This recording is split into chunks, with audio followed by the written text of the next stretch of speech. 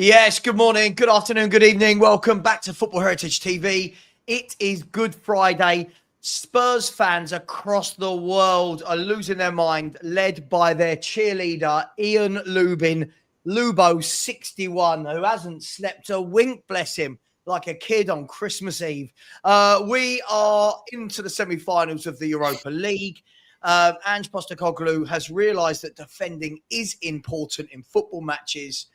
And I'm going to start by saying welcome to Mark, welcome to Ian, welcome to Jose. Subscribe to the two Marks, subscribe to El Del Cocorel. And Jose, I'm going to let you start because of everybody I know, you got it absolutely nail on the head. So kudos to you, my man. Tell us about your Nostradamus-like predictions. Well, they're not, because my predictions have been awful all year. But when you asked me on yesterday's show, you asked us all on yesterday's show, what will the score be? I said 1-0. And then as soon as I said that, you said, you what? Tottenham never keep a clean sheet. And then I turned around and I said, it'll be a tight game. And all I need is 1-0, because if we score one goal more than the other team, we're going to be through, because it was a draw in the first leg. And you know, it panned out. It was a 1-0 win. Look, today we've all woke up a bit happier on a Friday morning than what we usually do on a Friday morning, because, you know, we got that game out of the way yesterday. We won and we're through to the semi-final. It doesn't change anything for us. It doesn't change anything for me of what we said on yesterday's show and what we've been saying all week. But we need to take the win, and we need to be happy for that win. Yesterday, I think I put a comment in your show, in your watch along, because you had loads of people in there. The chat was just going up. And by the time I put it in there, it completely flown. Your chat was going absolutely mad last night. And I just said, you know, at the end of the day, the truth be true, if we're going to beat people with brushes, we've got to give them some kudos when they've done well. And yesterday, he got his select. People would have said, oh my God, he left Spence out. People would have said, oh, we started Tell. In all honesty, he got the selection right yesterday for the starting 11 that he put in there. And he made his substitutions correctly as well. Instead of going gun-ho, he tried to batten down the ship, didn't he, by bringing on Sarr. And then he brought on Danso as well. So he's battened down the hatches. And we've ended up with a 1-0 victory. People had a lot of trepidation. There was a lot of noise in that stadium yesterday, a hell of a lot of noise. And, you know, we've all said Tottenham weak when you go to intimidating stadiums and stuff. Well, yesterday, the boys did put on a show, you know, they put in a performance. They nullified a lot of what Eintracht wanted to do. And at the end of the day, we have to say, well done to the lads. It was a good performance. They got us through. Today, for me, is not the day to beat everyone up. Today is the day that we've got to look at what it was for yesterday, and yesterday was a good result. That's absolutely. That's my I love how level-headed it is. Now let's go over to Lubo, who's going to tell us why this means Daniel Levy should stay in and why we're going to win Champions League next season. Lubo, take it away. You haven't had any sleep, bless you. You've lost all your hair's gone overnight. What you saying after last night, my friend? What we saying? Never in doubt, mate. Never in doubt. It's who we are. It's who we are.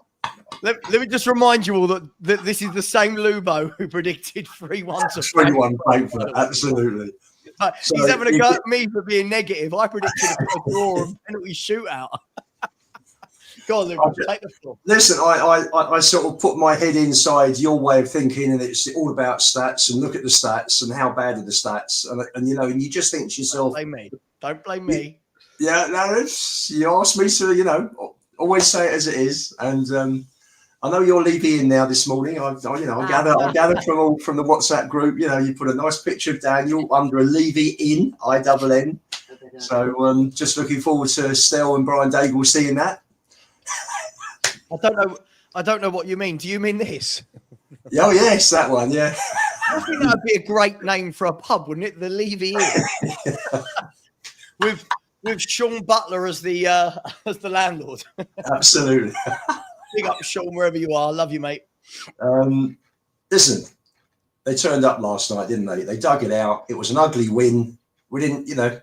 And the funny thing was, first 10, 15 of the second half, we had enough decent chances to put the game beyond doubt, didn't we? You know, but that's Tottenham. They've got to keep us sweating right to the end, and we got there. And you know, how many saves did Vicario actually have to make? You know, we talk about one the whole game. So I think there were a couple. He made two, and their keeper 5. Yeah, first half there were a couple that were straight at him, weren't there? Yeah. But do you know what? If their right back can't finish. See, very happy about that. Whenever you say about how many saves did the keeper make, I get that as a theory, but again, have a look. I mean, this was my worry. Heart in mouth, last 10 minutes when Christensen, not only did he have that first chance, which was so easy, he then gets another one like a minute later, and I'm like, we went all Spursy for 10 minutes. We went all Spursy, gaps at the back. Christensen was getting in, but look, I think. God, why can't I talk anymore? Too much streaming. What I was going to say. Sorry, Jose was absolutely right. That's what I was going to say. Jose was absolutely right. You know, he made the right sub. He brought on Danso to kind of solidify, and it does make you wonder, Lubo. We'll get to this a bit later. We won't go to it. It does make you wonder if he can do that. Why have we had to wait until April the 17th in season 2? To see it, but we'll get to that. But a good result, right? A very good result and a good night for Spurs. Yeah, definitely. I had this weird feeling when I woke up this morning. It was something I've not felt for years. It was pride. Oh, good. It was either that or I was having a stroke. One of the two. No, but it's actually... I'm actually proud to be a Tottenham fan. Because of that display last night. You know, the way we sat. All right, yes, they had a few chances, but every game we give up a few chances, but they were limited. You know, they didn't like tear us apart like a lot of teams have done. You know, and it's like you said, where's this been for 18 months? When we constantly... when we constantly play 2 at the back, whatever it is, you know, and we just get overrun and ripped to bits. You know, he made his substitutions were spot on. Now, if he'd have done this right from the beginning, none of us would be moaning about him. You know, we'd all get behind the manager. If this continues, I will get behind him. You know? I mean, it's not rocket science. Play football sensibly, get results, and people will back you. Yeah, no, you're absolutely right. Listen, I'm just putting a poll in the chat. It's a nice, simple one today. Are Spurs winning the Europa League? It's nice and simple.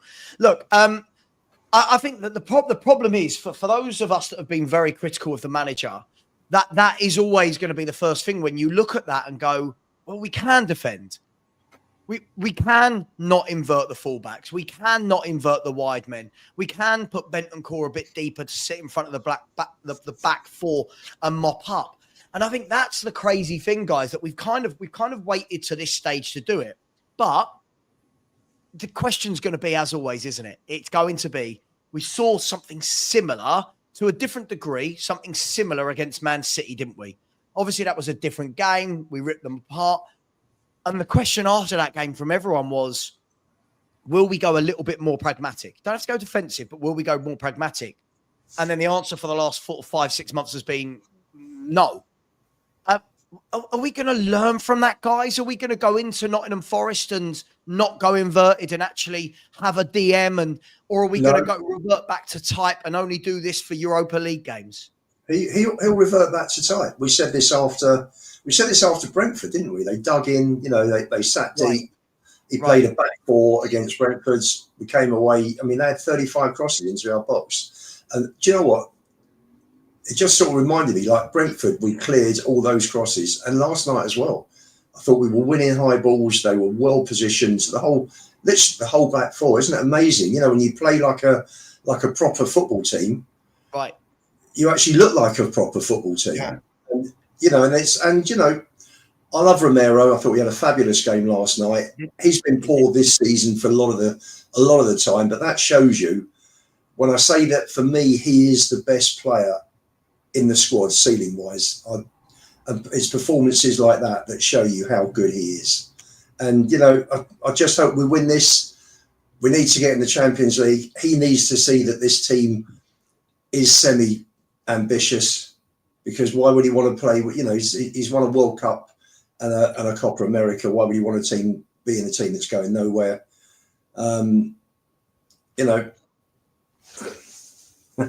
Shirt and tie. Long time since I put a Spurs shirt on, I've got to tell you. Yeah, look, I think you're right. I mean, Mark, Jose, it's, we're never going to have a better opportunity to win a European competition. And I know whatever I say now, people are going to say I'm negative, but it's not the greatest of standards. We have got so far, let's be brutally honest, even going into Bodo now, we've managed to survive not playing a top European team. This has got to be our best chance at winning a European trophy. This is, for me, the bigger chance than winning even though we're in the semis, than when we played Liverpool in the Champions League final.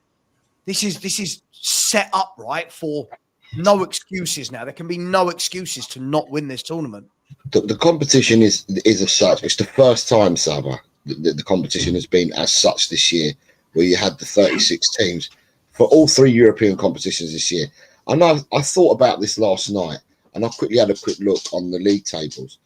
So the teams that have reached the semi-finals of the Europa League finished respectively 2nd, 3rd, 4th, and 9th.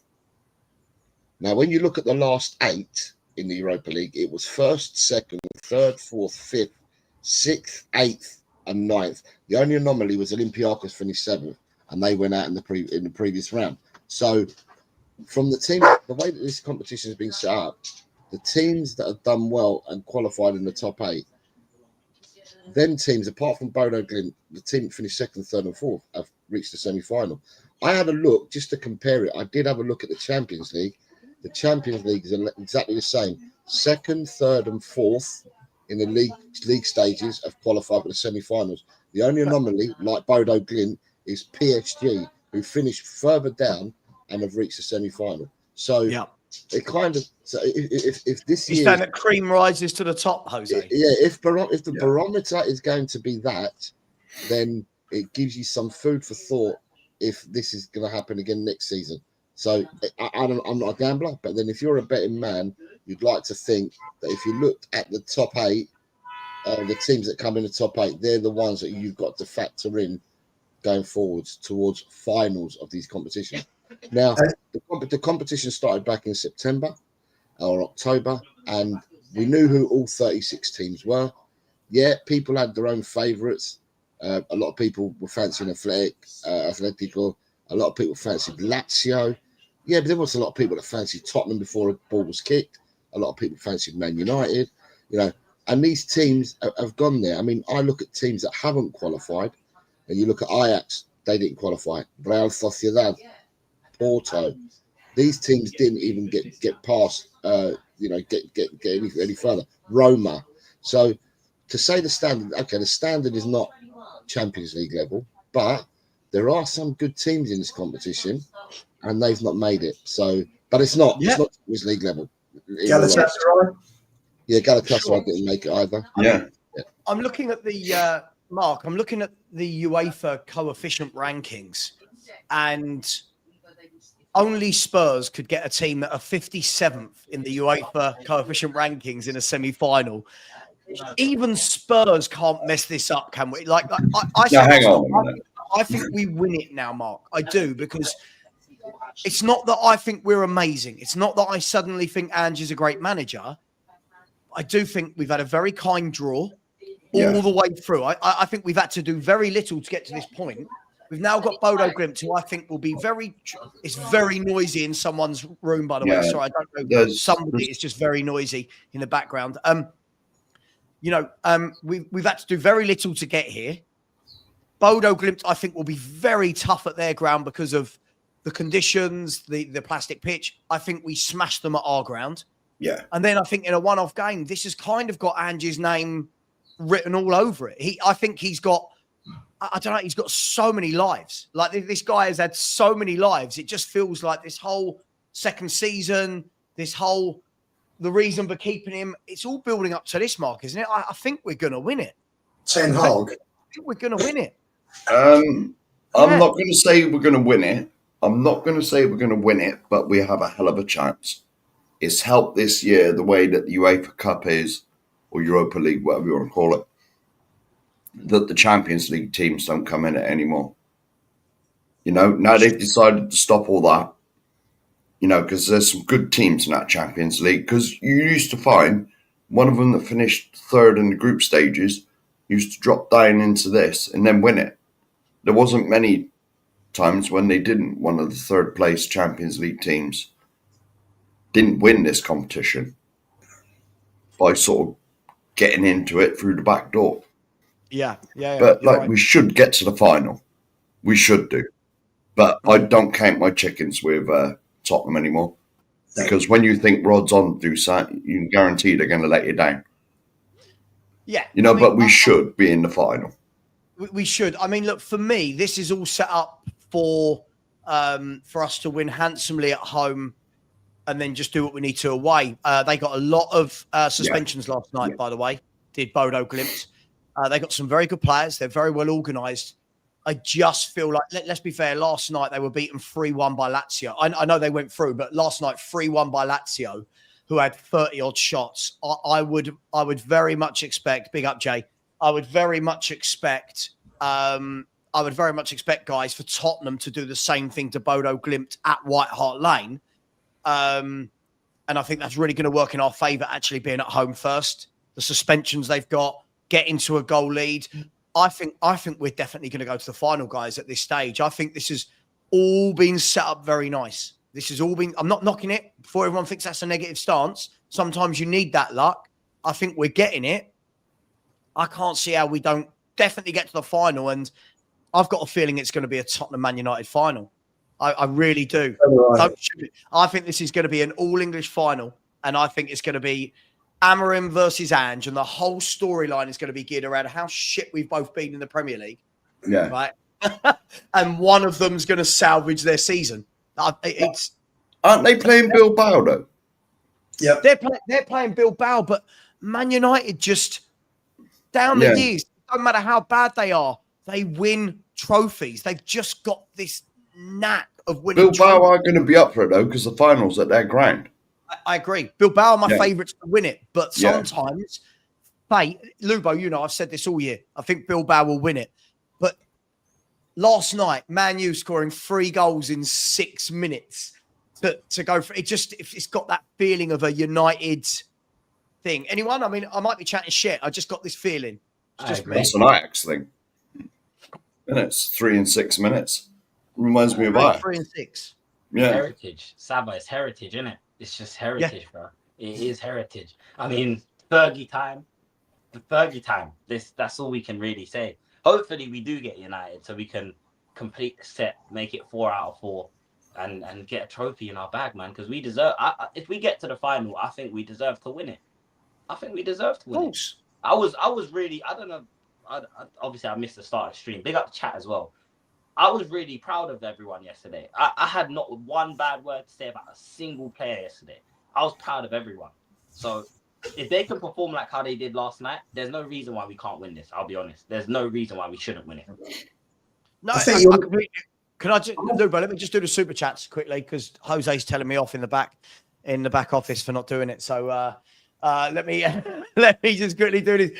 Big up to Anthony Clark. Always very generous. Thank you, man. Really appreciate you. And a North London double in Europe. God, can you imagine that? That would be our luck. We'll win the Europa League, and they'll just have that one up on us and win the Champions League. Big up to you, Anthony. Really appreciated. D&B forever. Thank you very much. Always very generous with the super stickers as well. Thank you very much. Some of you lot could take a lesson. These people are putting in super chats. All you've got to do is smash a like button. And please subscribe to the 2 Marks. Subscribe to the Hotspur Cave. And sorry, I've completely butchered your channel there, haven't I? It is the Hotspur Cave, isn't it? Yeah. Sorry, I'm having a mare this morning. And please subscribe to El Cockerel as well, please, guys. It's really easy to do, and it really does make people very happy. Big up to Blaine, always very, very generous. I said, big up Savva. Go look up Bodo Stadium. The pictures have been flying around this morning from Lubo. Don't worry about that. Plastic pitch, 8,000 capacity, and can be -5 or 6 during games, even in May. Oh, and their mascot is a giant yellow toothbrush. That is brilliant. But no pushovers in form. As I said, I think we'll do the damage at White Hart Lane. I think we'll do the damage at White Hart Lane before we get to the plastic pitch. It's just my opinion. I've got a lot of respect from Bodo, but it would be the ultimate Spursy to get knocked out of a European competition by Bodo Glimt in a semi-final. Big up to you, Blaine. Really appreciate you, my man. That's very generous. Big up to Donna Cullen, who's just become a YouTube member. I thought you were a YouTube member, but big up to you, Donna Cullen. Thank you very much. Big up to my deluded friend, Phil Coys. Thank you very much, my man. Save your money and put it towards Matisse Tell learning how to take on a man, Phil. That would get him some extra coaching, how to beat a man. That would be amazing. Big up to you, Phil. Thank you very much, brother. And the Hotspur Hippie, the female version, became a YouTube member. I've got no idea who this is. Good banter. And thank you very, very much. I wonder if that's their actual picture or an AI. But big up to you. Thank you very much to the female version of the Hotspur Hippie. Thank you very, very much. Lubo, you were going to say, sorry. So I've lost my train of thought. And I will say that the estimate for the temperature in May in Norway is between 5 and 15 degrees centigrade. So between 41 and 59 Fahrenheit. Yeah. So that'll be fine for our players. What I was going to say was, I think when the draw came out, we all looked at Alkmaar, then Frankfurt, and everybody thought, Alkmaar shouldn't be a problem. Frankfurt are going to be a tough team to beat. And I think, their home form's been superb, absolutely terrific. We all looked at it. We saw how great their fans were at the Lane last week. And a lot of people said, would it be like Anfield? Would they fold? The atmosphere, would it get to them? Terrific win. Frankfurt will look back, and if we do win this, then for me, Frankfurt may well be the best out of all the wins, because, Bilbao won't have the whole ground supporting them. It'll be half and half for the final. Won't even be half and half. It'll probably be like 20% each finalist and 60%, for corporate. But last night was a superb result. Absolutely superb. It was a very good result. It was a very good result. Listen, we'll start as we mean to go on. Somebody straight away, as David Doolon has said, Savva, 2 Vs. It's not difficult. There's 2 Vs in the middle of my name. Has always been so critical of Romero. He's one of our very few good players.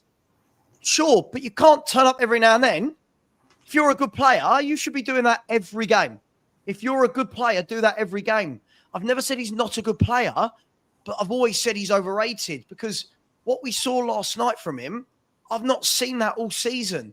David, we can't do this revisionism where a player has a good game and suddenly they're amazing. A manager has a good game and suddenly they're amazing. Consistency. Show it to me every week. Do that every week. That's just my take, guys. Listen, guys, Romero played very well last night. He led by example. I thought he was brilliant at the back. I thought he had a flawless game until Jay, put a message in the chat. I'll make you a mod. I thought he had a flawless game until his crazy tackle in the last few minutes. I thought he was brilliant. But you see where I'm coming from, guys. It's got to be more of that. I can't see what he does against Wolves one week, and then the next week we're all going, "Oh my God, he's sublime." That's not what top players do. Is that fair, or am I being harsh? Respect is earned. And if you're going to be a top player, you should be doing that week in, week out, not every now and again. Not, just when you feel like it. I've always said in life, respect is earned. It's like the manager. The manager earned my respect last night for playing like he did. Correct substitutes, correct everything. The way he had us set up, he even went to 5 at the back, which meant he adapted. Now do this on Monday against Wolves, and my respect would go up for him a bit more.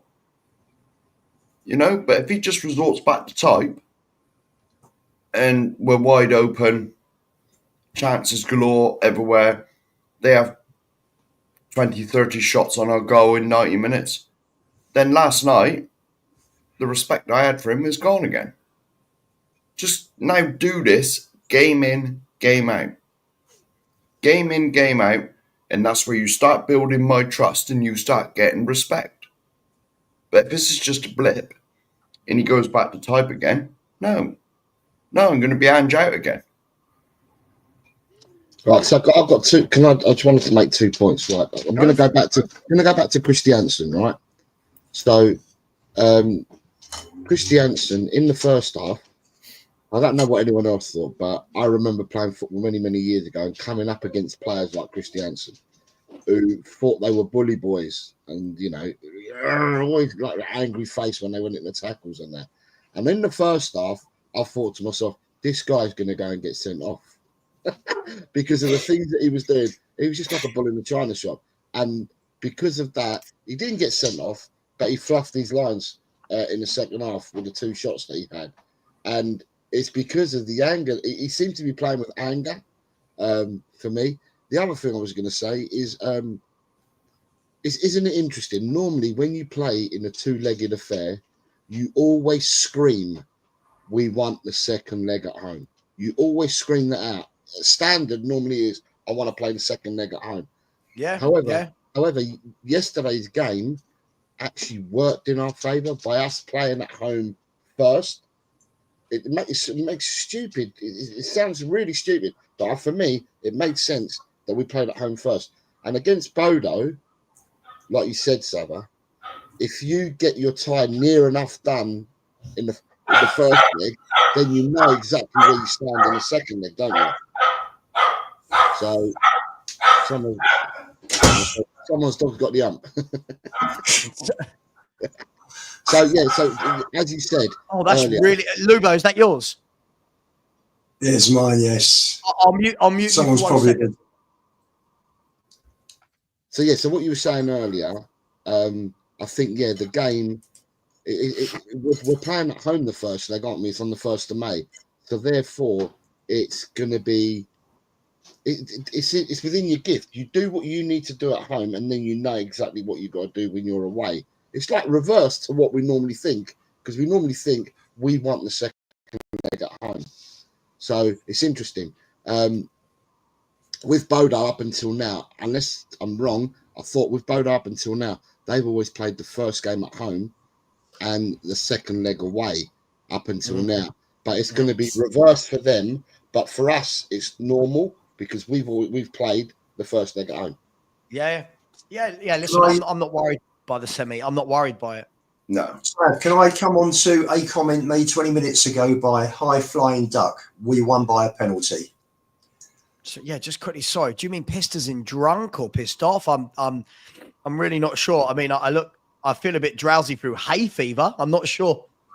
I love this because I'm not sitting here going like that. People go, Savva's well pissed off we won. Why? Why would I be pissed off that we won? Yeah, but Savva, before we came on, you were smiling. Idiot, dickheads, twats, I'll say it. I don't care. You're fucking children. Grow up. Sorry, Lubo. Go on. We won by a penalty. Go on. Yeah, well, factually correct. But look over the 2 games. Vicario made 2 saves in the 2 games.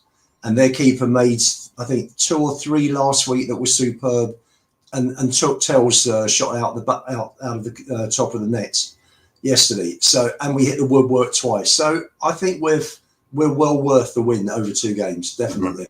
I think it's just people being listen, I've been doing this YouTube stuff for quite a while now. It's been about 6 months. I've come to learn that people actually just enjoy talking nonsense and just having their comment read, innit? Like, I'll be honest. No disrespect to the chat, no disrespect to anyone here, innit? I'm just no, of course not. It's like, why would we not be happy? I heard someone tell me last night, stay on that side. You're in the mud. Do you mean comments like this? Do you mean comments like this? Like it's been a tough run and it will be legendary. I mean, look, this is the thing. I'm happy to sit here, Jay, and say I think we're going to win the Europa League now. I'm never going to turn around and say this was a tough run and it'll be legendary. Certainly wasn't the Champions League final run, was it? Man City. The only top-seeded team we will beat if we do win this Europa League will be either Bilbao or Manchester United. And by the way, I'm looking at the UEFA coefficient points. Bilbao are nowhere near it. Man United are 15th in the coefficient. So if we beat Man United in the final, that will be the hardest team that we've had to play, and that's a team who are 14th in the Premier League. So again, Matt, enjoy it. Your Lord and Savior took us to a semi-final, but you go that one too many. It's that one too many. Legendary was knocking out. Who did we beat on the way to the Champions League? City, Dortmund, yeah. Ajax. We City, played Dortmund. Barcelona, Inter Milan.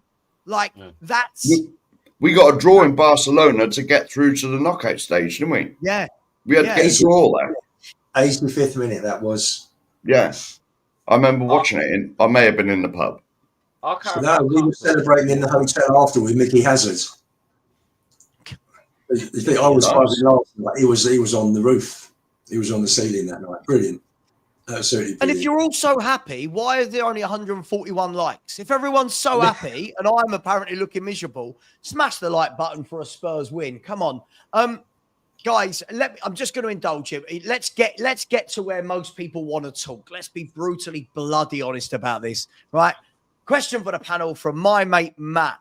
If we win the majority of our games left, and win the Europa League, will you be Ange in? This is going to be a massive conversation for the next month or so, isn't it? Let me start with you, Mark. Yeah, I said this earlier, right?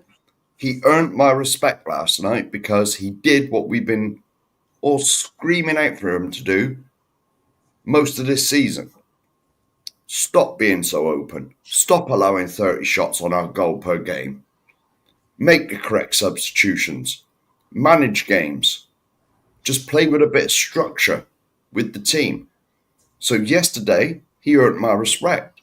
He did. I can't come on here on our show, on our channel, this channel. I just come on here and moan about all the time.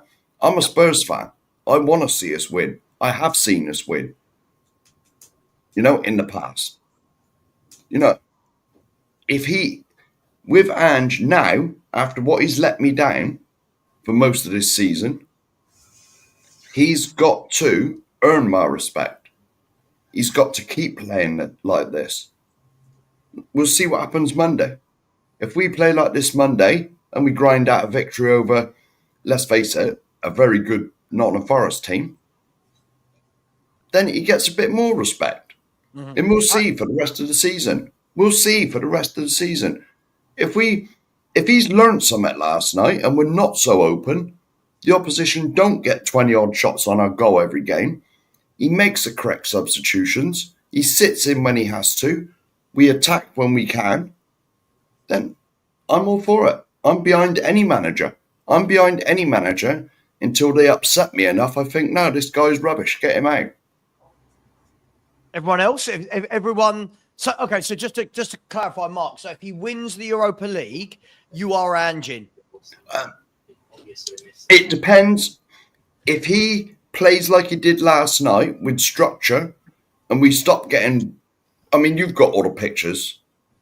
Of how wide open we've been this year. Of course. If we start playing like a football team that seems well coached, and that, of course, why wouldn't I be happy if we're a success? If we get success and we're playing like a football team, not when we're constantly ripped apart by teams we should be beating, then I got nothing to get behind. It's like I said, at the moment, last night there was a small step of Ange earning my respect and getting me to say, look, he's the man for us. Yeah. But that's a small step. We'll see what happens Monday. And Nige, I'm not a bloody flip-flop, whatever you're saying in the comments. I saw that sneak up there. So can I just ask a question before I answer it, Savva? Where are we in the coefficients list? Because I don't even know. Tottenham Hotspur are 42nd in the coefficient list. A coefficient list is every team in Europe, isn't it? So Yeah. not just one What they competition. do, the way they rank it is slightly skewed. The way they rank it is it's the points from the year before. So because Tottenham weren't in Europe last year, we dropped down the coefficient ranking. Yeah.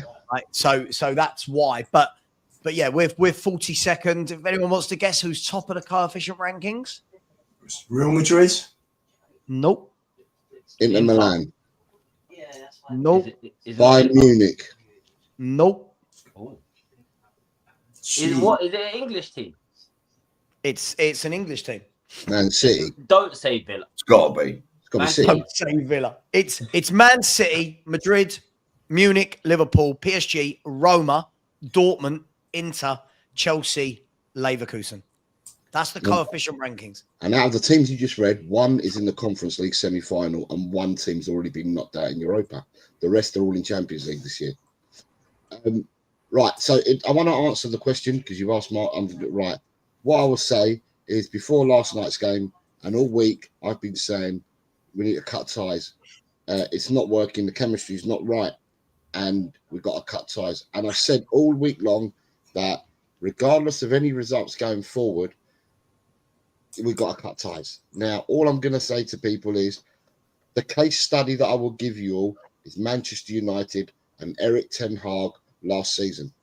Man United finished 8th in the Premiership last season with 60 points, but they won the trophy. And Man United had a decision to make in the summer, and for all odds and all money, they were going to cut ties with Ten Hag because the chemistry weren't right. They said it weren't working, and they were going to cut ties. Now, I'm not a Man United fan, but I'm led to believe that Man United were in for a manager, and that manager at the last minute turned around and said he won't come into the club. Man United then panicked and kept Ten Hag. The chemistry that they had last season went into this season, and they were even worse at the start of this season, and then they cut ties with Ten Hag and brought in Ruben Amorim.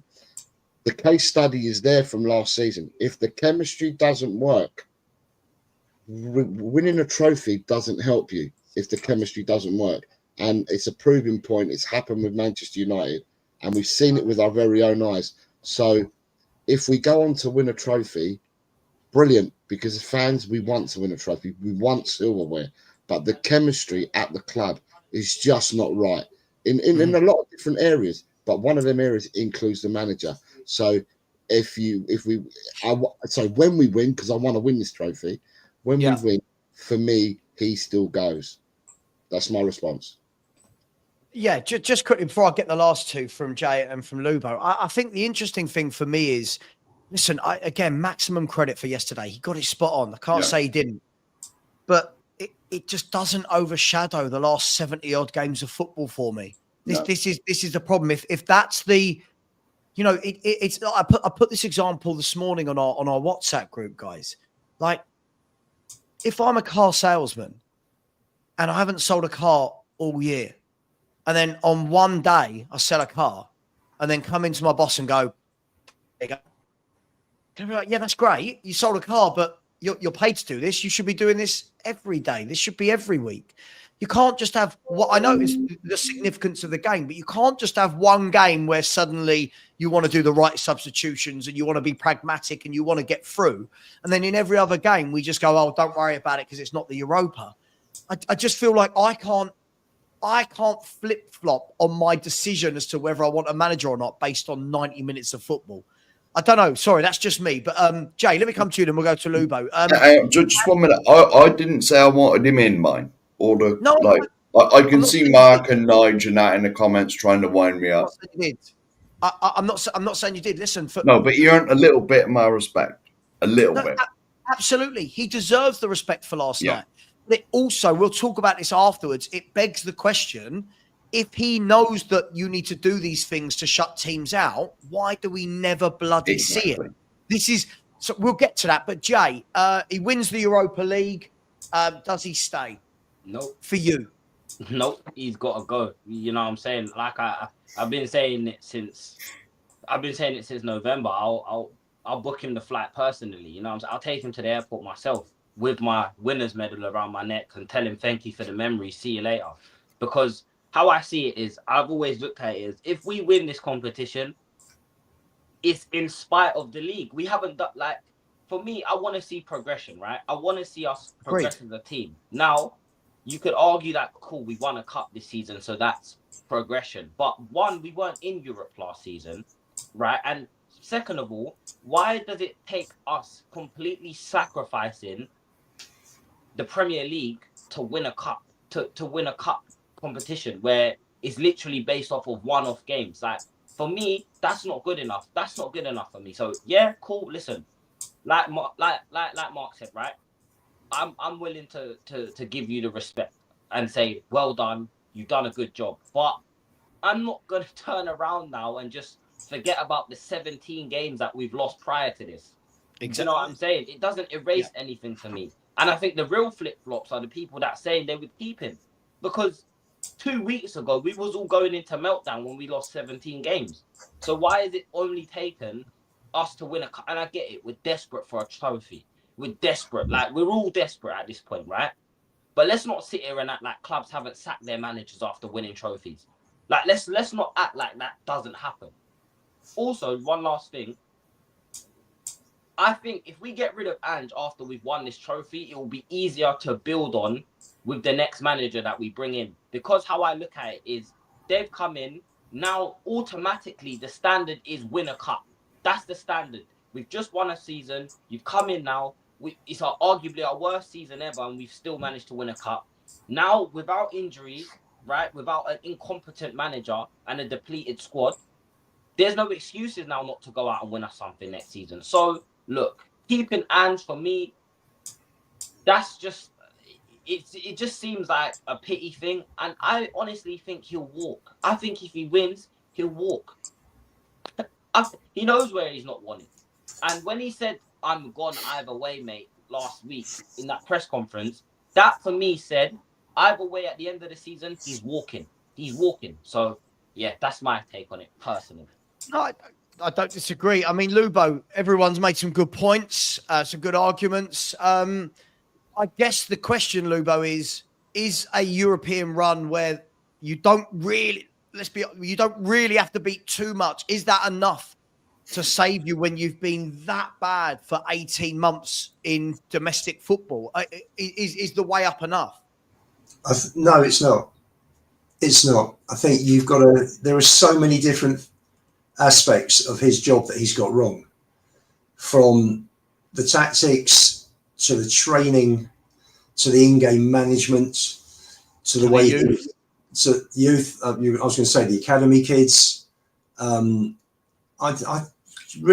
think overall, he'll always have a small place in my heart because he's managed us to a trophy, and there aren't that many managers that I've seen, win trophies. Maybe 7 or 8, possibly. I don't know. But no, not enough for me. Not enough. Look. I think the way we've got to look at it is this. I think Jay makes a wonderful point there. I really do think you make a wonderful point. We've done this before in the past where, hang on, who's former Rochdale midfielder Joe Thompson has died aged 36. Bloody Jesus. Thompson made over 200. Sorry, it's just breaking news on Sky Sports. Thompson made over 200 appearances for Rochdale during 3 spells with the club and retired aged 29 in 2019. Jesus Christ. Sorry for that. Wow. He faced every battle. Sorry, that's just knocked me for 6 a bit. Look, I think, Jay, you make a wonderful point. For me, I would be of the opinion that if we win it, we're going into the Champions League. We're not going to say we've won it. I think we should win it from here. But if we win it, that's the time, isn't it, where you get your winner in? Isn't that the time when you get your winning manager in off the back of winning a European trophy, going into the Champions League? That's where you get an experience. That's where you bring in your Contes and your Joses, isn't it? when you're going into major European competitions. My worry is, I think again, I'm going to praise you all here. Maybe everyone other than Lubo. I'm going to praise you all here. Look, Jose, what you said, absolutely spot on. Ten Hag. It's all well and good. The Man United fans going, oh my God, we won a cup. We got to keep him. 3 months later, they're all screaming at Ineos to sack him because their league form was dreadful. Now, for me, what this manager needs to do, guys, if he's going to stay, I've got to see that the last 6... I don't buy into all this. The league doesn't matter. I don't buy into that crap. I'm not buying into that. This is his time where he should be showing, right, my players are fit now. Let me show you what I can do. Not in a one-off game in Europe. Let me show you what I can do. I've got Forest, Liverpool, Palace. Be difficult to beat. Go to Anfield, set up like you did against Frankfurt. Be difficult to beat. Show us that you've got that tactical nous. If I see that for the rest of the season, right? If I see that for the rest of the Europa and he wins it, then you turn around and go, cool, you've learned. But the problem is, how often do we do this? We did this with Villa. We did this with Man City. We did this with Brentford, where, I'm sorry, I'm going to say it, this is going to piss a lot of people off. His style of football isn't what's getting us our best victories. Our best victories is when we are forced to do something that isn't the gung-ho, wide-open, inverted fullbacks. Yeah. It's almost Conte ball. It's almost Conte ball. But, Mark, my question to you guys as a panel is, can he learn that? We said it after City. Stop inverting the fullbacks. Put your 2 centre mids in front of the back 4. Transition, and we've got a good team. We've seen it last night. Can he learn? He knows that, Savva. He just doesn't. He's just dying on his sword. Like that. Let's be honest. Let's actually be brutally honest here. There's no way Angepostecoglou doesn't know that if you set up the way we set up last night against a Liverpool or even against an Arsenal, you stifle them. You stifle them because now immediately they have to come out and play against us, which is why the space opened up and they conceded a penalty because they have to come out and play against us. They can't just sit in like most teams want to do and wait for the space to open and hit one over the top. They can't do that anymore, right? Postecoglou knows this. However, and this is why I say he needs some media training. Maybe he needs to, he needs to get an assistant to talk to him. He sat there and said, no matter if we have 5 men, this is how we're going to play. Now he has to stand on that. It's the same thing where he said, I always win a trophy in my second season. You have to stand on these things. If you say things, you have to stand on it. And I think genuinely, pride is the only reason why we're not seeing us play like this more often. I've said it from day dot. If you just invert one of the fullbacks and let one sit in like we did yesterday, you'll be surprised how little goals we concede. You'll be so shocked. You'll be so shocked because we're less open. We're less open. So there's no way on earth that Ange is a professional Premier League manager that doesn't know that. Of course he knows that. He's just choosing not to do these things. And my question is, as fans, and this is for the chat as well, if we can see this, if we can notice this is what works best for us, why is he not doing it? Why doesn't he just sort of, I'm slightly different to you there, Jay. For me, the way I was trained was just say the left back's got the ball, he's overlapping. Everybody funnels across from right back to centre backs. So you got the right back at centre back to the left, centre back to left back, and you're covering. Why do you have to invert? That's where Maddison plays. That's where Bergvall will be. We get overrun in the midfield quite a lot. That's the only problem that's the only reason why I wouldn't have a problem inverting one fullback. Just because that midfield, like I know Bentancur was good, but how often is Bentancur that good? Right? He was excellent, wasn't he, last night? He was very good last night. Yeah, he was very good last night. But notice he didn't have anyone on top of him. Notice yesterday, no one was clogged up. We actually let Bergvall and Bentancur be central midfielders. Mm-hmm. There was no one on top of them, right? Notice how no one got, like in the first half, there were a few balls down the middle that got us. But notice for the majority of that game where we weren't inverted, hardly any balls got in behind Porro and Udogie because we didn't invert them. They were 10 yards further back. This isn't me being a tactical genius. We're all sitting here saying, Yeah. and if you do that, obviously we weren't great offensively yesterday, but if you do that, tweak a little bit going forward, get a couple of better players going forward. This is why I've said all season, guys, when I've got people like Matt in the chat going to me, yeah, but this squad isn't very good. I don't buy it. No. I don't buy that this squad is crap. I don't buy it at all. You saw how we can defend. You saw what Bentancur can do in a midfield, right? I don't buy that this squad isn't good enough to finish in the European places in the league. It's the tactics. I've said that all year. So, And did you notice as well that because Udogie and Porro were not so high up, it gave Johnson and Tell chance to get back and help him out? How many blocks did Johnson make? I've seen him make a few. You know, he was sort of helping him out. You know, and Tell was doing the same on the other side. Both of them made several blocks and that when the ball was on their side. You know, like block it and put it out for a throw. You know, instead of them being like miles away with the left and the right back, and they just come down that whichever side and rip us to bits. No, they were all.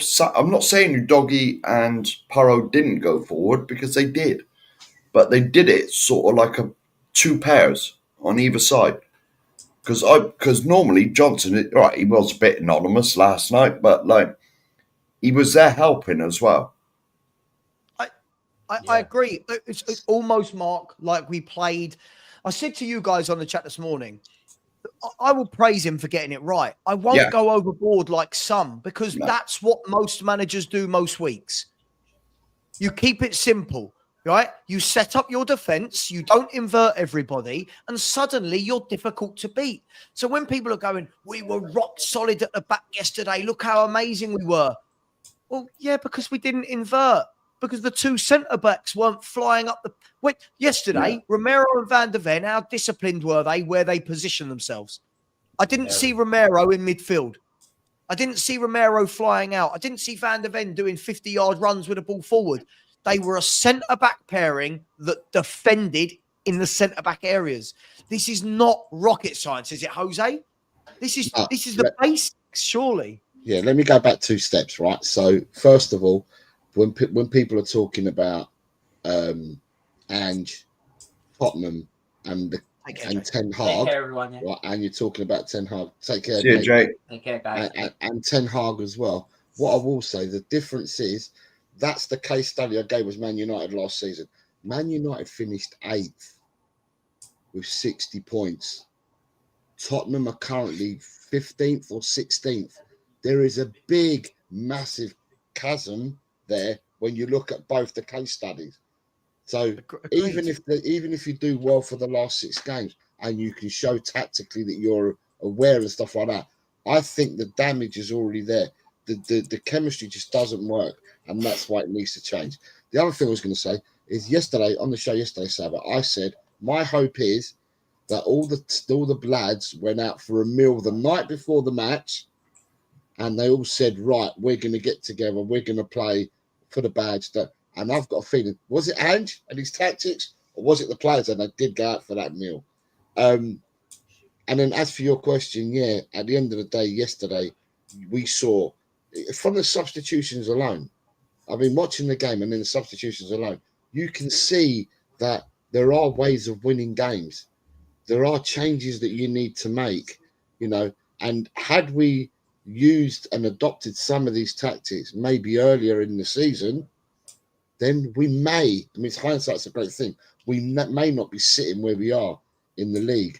Yesterday, for me, it's a 1-0 victory, but the performance for me was bang on. I was watching some channels last night, and there was 3 people on a panel, and they were all marking the players out of 10 for yesterday's game. And I sat there and thought, so did they all watch a different game on me?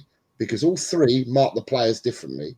And I just put in the comments, the starting point for every player yesterday should be 7.5, because it was a team effort.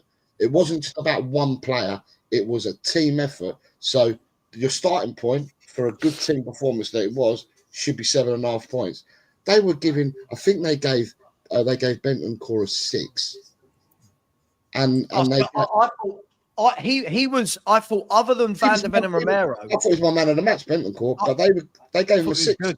They gave him a 6. I thought to myself, have you been watching a different game? Bentancur plugged gaps. Bentancur plugged all the holes. Bentancur won first ball. Bentancur won second ball. Bentancur then laid it off. Bentancur played the game yesterday and made it look simple. It wasn't not being funny, Jose. That's his job.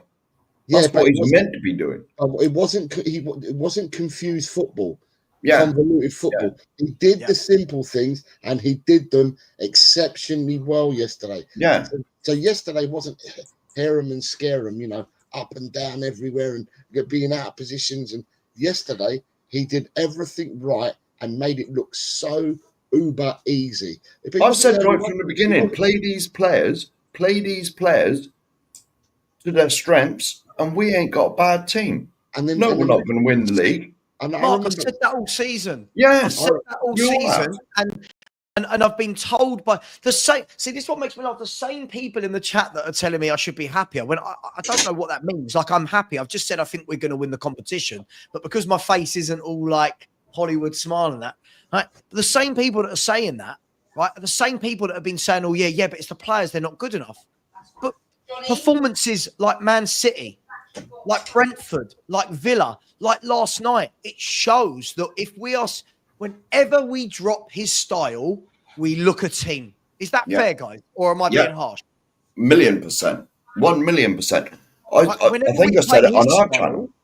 Whenever we play his style, we have 15-minute spells, but in general, it looks chaotic. Now, last night, I didn't see Porro go wandering. Normally, Porro's doing his own thing in central midfield. I didn't see him go wandering. He actually marked the winger, and the winger, yes, got some very good crosses in, but wasn't able to really beat Porro. And Johnson came back, as you said, helped him out. Adogi, the other side, he wasn't flying into central midfield. He overlapped a few times, which was brilliant, but again, looked more stable. What would happen if we had a back four that just played like that each week, and then we can work on the going forward bit? We can work on that. Find a way that you get Maddison and Kulu into the team. Find a way to keep Solanke high up the pitch. This isn't rocket science. We would be between 5th and 7th in the league. Exactly, Mark. Exactly. We've said this. We've all said it. This is why I don't get it. Right? Can I just ask everyone a question? I mean, it was last night we won 1-0, right? And we won because we got a penalty. When Savva, you were doing the watch along, and we were watching the game wherever we were watching it. Immediately, I thought it's a penalty. Why hasn't the referee just given a penalty? That is a penalty all day long. I didn't need a review. I didn't need replays. What were your first thoughts? Did you think it was a penalty straight away? Did you think there was any reason for a review or anything like that? I didn't straight away, I'll be honest. And then when I watched the replay, I said, yeah, penalty. I just didn't think it was a red card. If you see it in real time, it looks like a coming together. Yeah, when I first saw it, I thought, oh, Maddison's gone for it. The keeper's gone for it. And the only reason I thought that was because Madders wasn't actually facing the goal. So as Madders turned, I thought, oh, they've clashed. When I saw it again, I was like, penalty. Yeah. But I didn't. This is where Lubo and I disagree. I didn't think it was a red card purely because I think the keeper was coming out as Maddison was turning into him. I just think because of the contact, it looked worse than it was from the keeper, in my opinion. I think the ref got it right. I saw a picture of the keeper in midair. I mean, he's completely out of control. He is out of control. Correct. I agree with you there. He is. If he'd have clattered him with his knee or his elbow, I think it would have been a red. Agreed. So the rules don't say that, do they? The rules don't specify specific parts of the body if you're out of control. It just says out of control. By the way, the other point I must say, yes, we won because of a penalty, but I think it was a lot more. If we win this trophy, people will look back on that tackle by Van der Ven on Ekatike in the first few minutes. Unbelievable tackle. Brilliant. For me, tackle of the season, that reminded me a bit of Ledley's tackle against Chelsea. On Robben.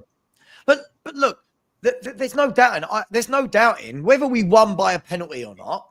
Right? There's no doubting the boys dug in. I'm happy that we won without seeing scintillating football. Right? I'm happy that they showed that side of them. Now show me that side more. But I do need to call out one person. I'm sorry, I'm going to do it. Faz, don't do this. Everyone on this panel has already given a lot of credit. Everyone's given credit where it's due, right? So please don't do this. And because I know, I see you, Faz. I've called you out on this a million times. You go to other channels that hate me and you say in their chat, oh, Savva and his cronies are never happy. And that ain't right. That ain't true. I don't know why suddenly I've started talking like I don't know how to talk proper English. That isn't right. That isn't true. Ain't my mum would slap me for saying that. This isn't right. This isn't true. We've given loads of credit. The only thing we're asking is, where did that performance come from? So Jose's got a great point. Did they get together and say, come on, guys, it's been bad this season. We need to show it. And lots of people were saying, well, this is very un-Ange-like. If it was Ange, maximum credit. But Faz, if this was Ange, show us more of this. If this was Ange, show us that this wasn't just because backs were against the wall and his job was on the line. Because let's be brutally honest, guys. This is where I want to move the conversation to. It's all well and good doing that, but last night was his job on the line, right? I don't know if everyone agrees with me. Lose that game, he's gone, right? Lose that game, and he's one of the worst managers of Spurs' history. So for me, brilliant. You got it right, but why are we not getting it right when your job is not on the line? This is your job. Get it right. Not every game. Not every game you're going to keep a clean sheet. Not every game are you going to have heroics from Van der Ven and Romero. But I'm almost in this kind of, I want to watch that and go, look at my team. Look how proud I am. But I know it's a one-off. That's where I really struggle with myself to allow myself, guys, to be in euphoria. Show me this on Monday against Forest. Yeah. And you get a little bit more respect. But the question's still got to be asked, where has it been for, 72 games you said? Where has it been for the... He's had 80, 91 games as manager. Yeah. All right, 81 then, after the first 10 games. Yeah. Where has it been since then? Because we, time and time again, I said to Mark, I don't know if he's still in the comments, but I said to him, all the shows that we do, we just will copy and paste a show and put it out for the next one. Because all we're doing is saying, oh, we were ripped apart. Oh, we were rubbish again. Oh, this, that, and the other. Last night, he earned a little bit of respect from me. Last night doesn't change anything. No, it doesn't. It doesn't. We take the victory, we move on. Look. Do this consistently. Do this Monday. Do this the next time we play. But for me, Mark, drill it into them. Do it on Monday. Drill it into them so that this isn't just right, guys. We're in Europe. Scrap how we normally play. Now do this. Drill it into them. Play that back four again. Listen, I'll go against myself here. What I say with Spence. Play that back four again, and drill it into them. That's how you play. You watch, I guarantee within 10 minutes against Nottingham Forest, within 5 minutes, you're going to see Porro and Udogie driving into the midfield, leaving gaps. That is what will infuriate me. And then the response will be from everybody, Jose. The response will be, yeah, but the league doesn't matter. Yeah, but drilling it into a team matters, right? Coaching them, drilling them, consistency. Yeah, that's all we ask for. I agree with you, but for me, the chemistry at the club just ain't right. And at the end of the day, we go and play this way. I would love to play this way and grind out results for the next 6 games in the Premiership. I want to go and win the trophy. I want all this, but for me, this is a Ten Hag over again. It's all over again. It's Ten Hag for me. At the end of the day, the chemistry just not right at the club, and we need to make a change. Don't be misguided. Don't be, clouded when we win the trophy, oh, he must stay. No, there are problems at the club. The chemistry's not right. And at the end of the day, yeah, we want to win every single game. Yes, we want to win the trophy, but let's not be clouded. The chemistry just it's not right, and it hasn't been right for a while. So, you know, and I can't keep starting Monday then, Jose. So starting Monday, drill that in. Like come Monday, bearing in mind the game we're playing against when are we next playing? The 1st of May is the Europa League, right? It's the first one, yeah.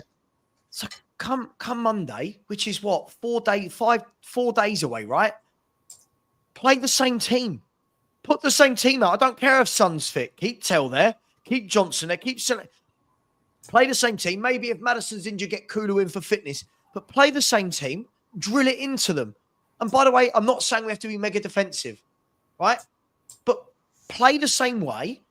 Drill it into them. And you know what? Even then, a moany gits like me will turn around after 3-4 games of this and go, he's learned.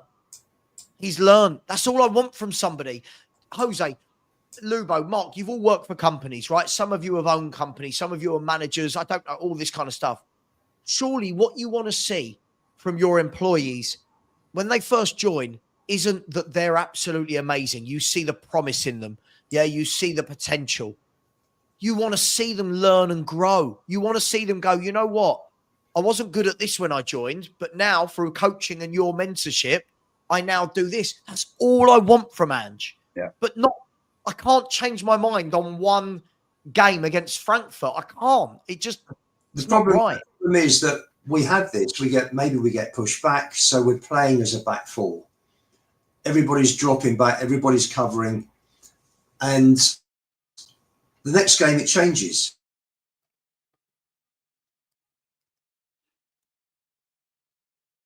Is he froze? Oh, is he frozen? Is he I was froze? waiting. Sorry, can I just take the answer when it comes to Francis Reynolds? You say to me, why would we sack him after the Europa League? You have to give a managers a chance to see if they can improve in the Premier League. Francis, I gave the case study. The case study is Manchester United. The chemistry wasn't right last season with Ten Hag. Manchester United finished 8th and won a trophy. And Man United were going to get rid of Ten Hag, but the manager they were after dropped out at the last minute. So they then kept him on. Man United won a trophy, finished 8th, and they kept him on knowing that the chemistry wasn't right, only to sack him 3 months into the season. The chemistry is not right at the moment at Tottenham. It doesn't matter. I want us to win every single game of football. If we adapt and we can put in performances for the last 6 games of the season and go on, and when we win the trophy, it doesn't mean that salvages the job for me, because the chemistry is just not right. That's what I'm saying. It doesn't matter. Winning a trophy for Ten Hag, what did it do? What did it do for Ten Hag? What has it done for Man United? Man United have now regressed. They regressed from where they were last season when they were going to make this decision. This season they've regressed in Premier League terms. Their football has regressed from last season. Now, why would I want to keep? If it's not right, and I can see it's not right, then why am I going to keep him regardless of what happens? You cannot hide away what's happened for the rest of the season, just on the last 6 games and on us winning a trophy. We need a change. We need a change. We need to we win this trophy, and we still need a change for next season. Sorry. Can I just say, just quickly, a really good point that my mate Chris in the chat, big up Chris, I hope you're well, my man, who's also a qualified referee, by the way, so he's able to give some I don't know what the word I'm looking for, just some information on these decisions. This is the thing, when people like Matt in the chat are saying things like the league doesn't matter anymore, people like Chris are right and saying, well, okay, what does that mean then? Do I get my money back for my season ticket? Yeah. Like when we're just saying this doesn't matter, I don't know if people don't understand, but anyone who's good at anything in their life, it's through repetition, right? Anyone who gets good at anything is through repetition.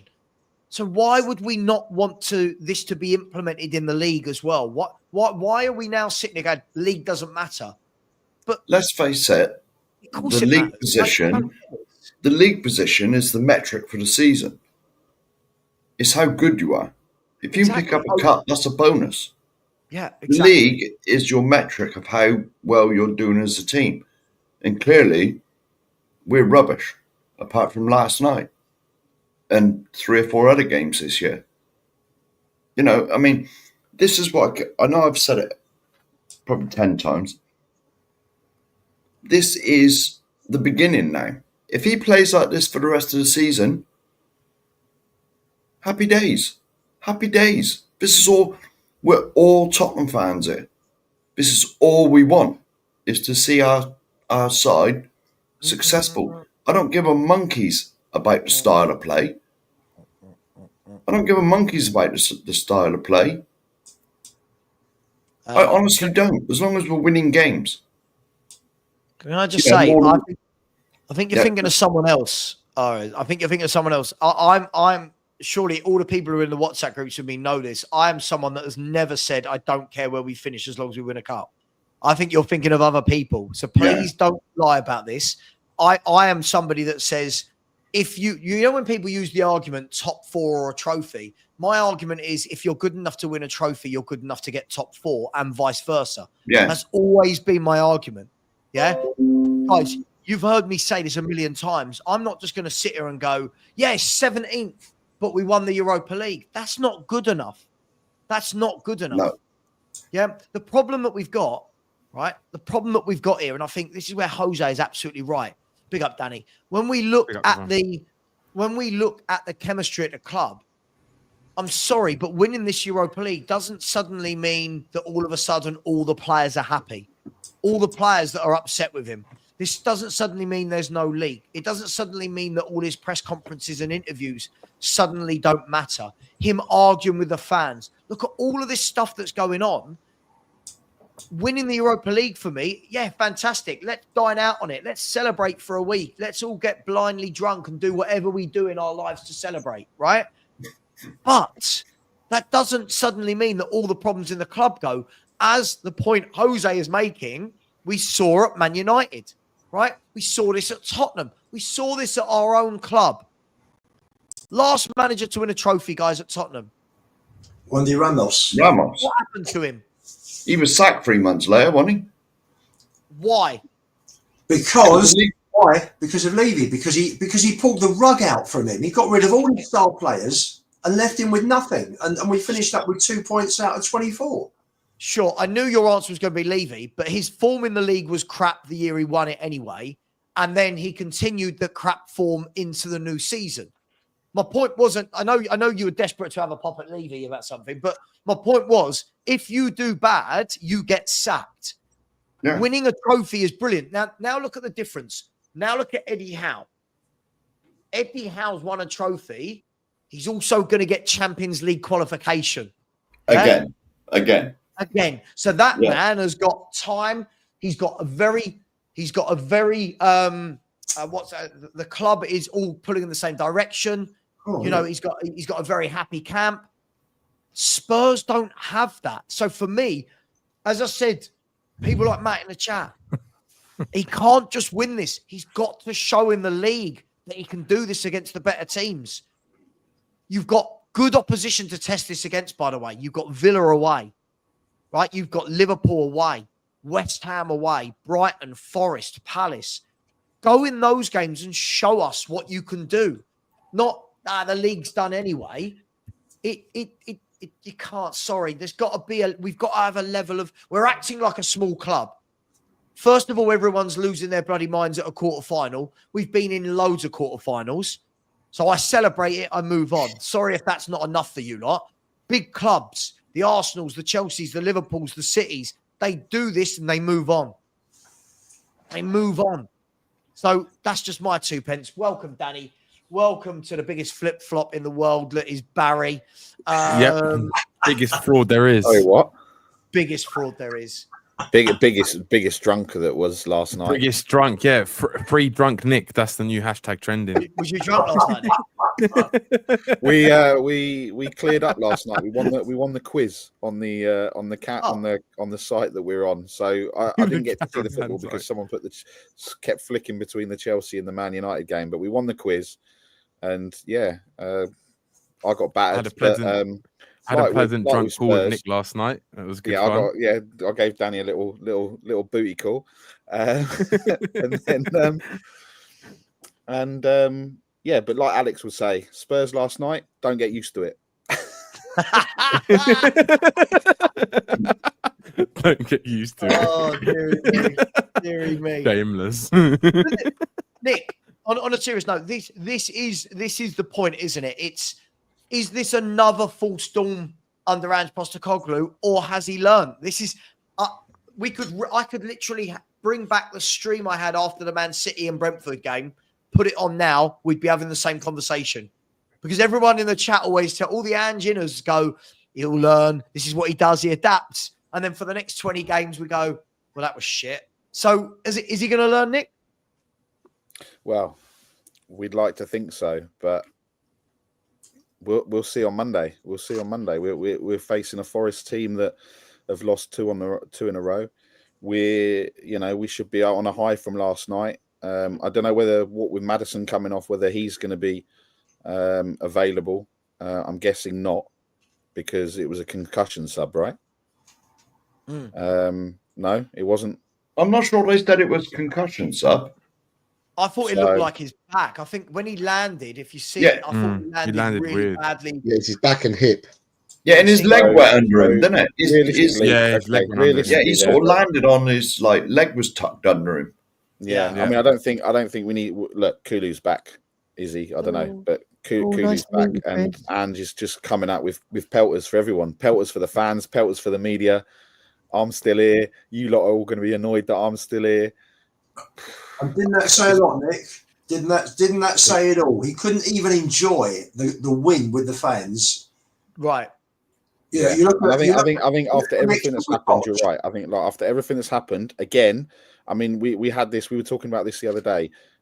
Son was pictured in the video, and then he doesn't travel. Now, for me, unless he's having surgery, then he should be on that plane as the captain of this club, supporting us in this biggest game, right?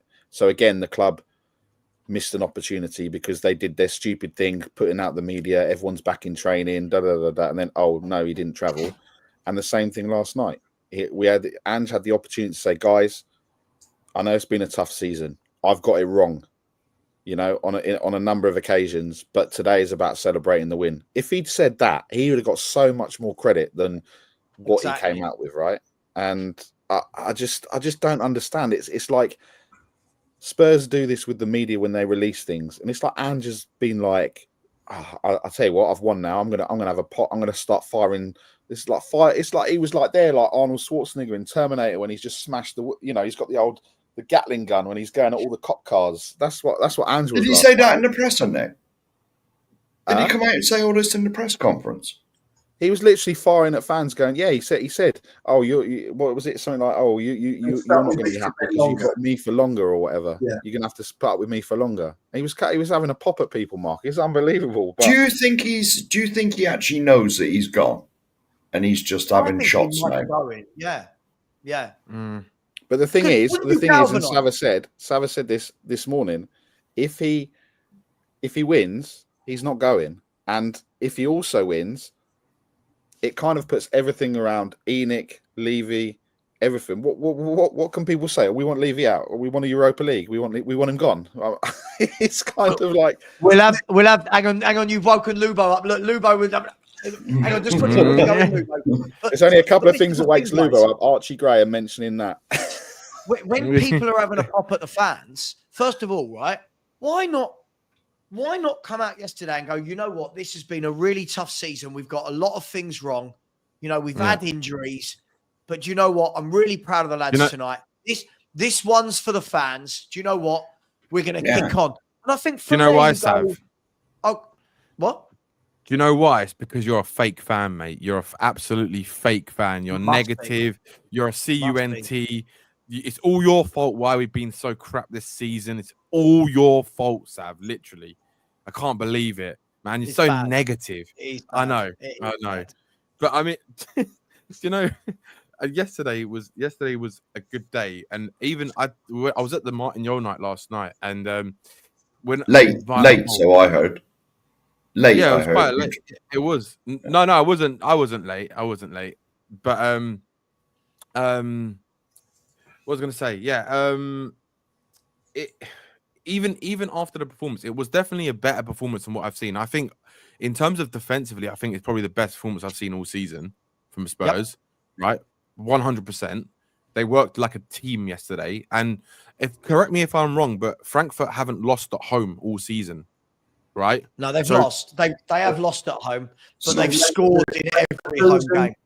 Leverkusen and St. Pauli, I think. They haven't lost in Europe. They haven't lost in Europe at home all season. That's right. Okay, they haven't lost in Europe at home, which is it's for a team like us where we are. I mean, look, man for man, we're a better team than them, in my opinion. I still think we're far better than Frankfurt are, and I think we're still the best team in the competition. Still, it's just we're not playing like it, and that's the problem, right? And that is down to the manager, right, or whatever else is going on inside the club.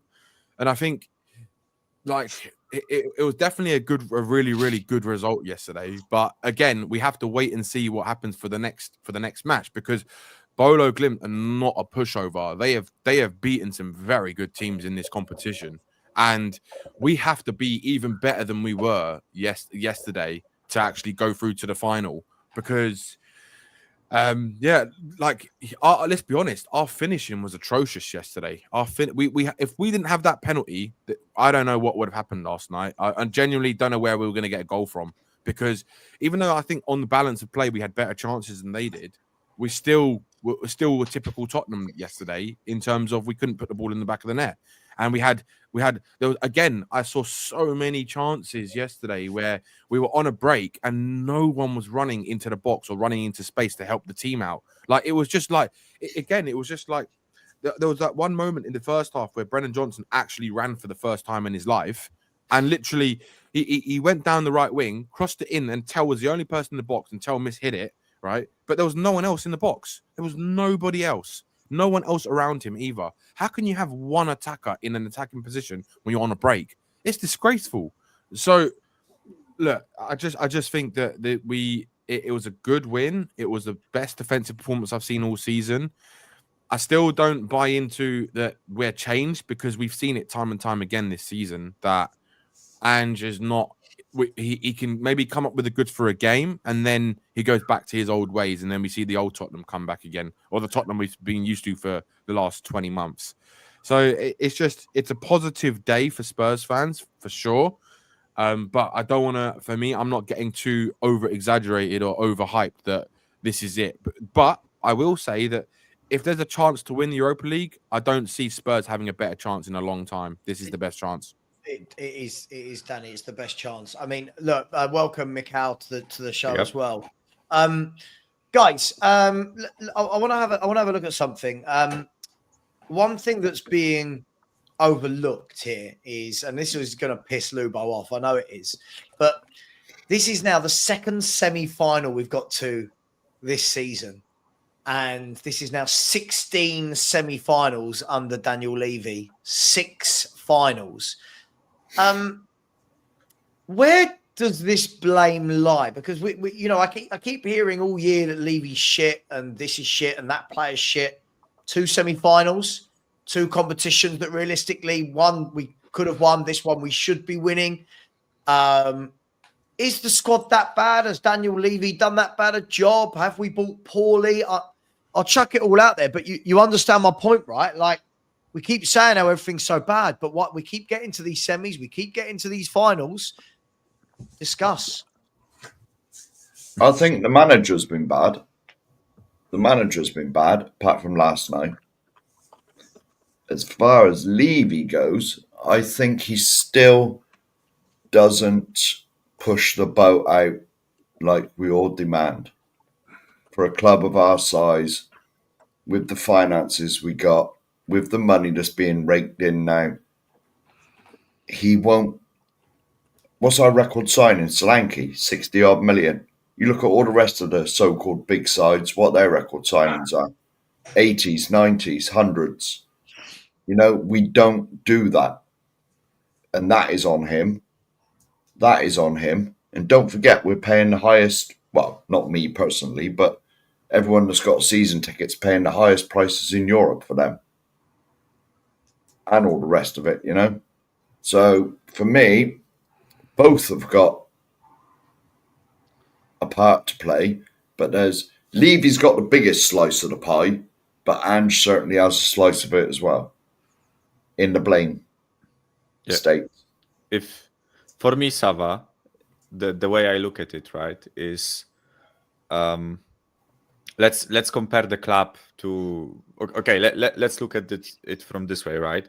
Imagine our club was a company that, you know, transports goods from one side of the ocean to the other, right? Like from Great Britain to USA. And Levy and the club are the company, right? And they provide you with a ship and they provide you with the equipment on the ship, right? That's so like they provide you with everything that to steer the ship, right? And the equipment is bad, right? And the ship is in bad condition. But then you have a captain of a ship, which is a manager, and you have the crew, which is the players, right? And if the ship goes into the sea and the captain drives it into an iceberg, is it necessarily the fault of the equipment and the state that the ship was in, or is it fault of the crew and the captain that they didn't perform their duties properly, even with bad working equipment, right? That's how I look at it. That's something that you boys always say, right? That Levy, yes, we can blame him for everything pretty much, right? The reason why we are where we are and why we haven't won anything for 17 years. But as you said, was it 16 semi-finals and 6 finals, right? And to win nothing. So on those, Mikhail, this is what I was arguing with Lubo about in the chat earlier. It's very easy that we turn around all the time and just say, Levy out, Levy shit, Levy didn't win us anything.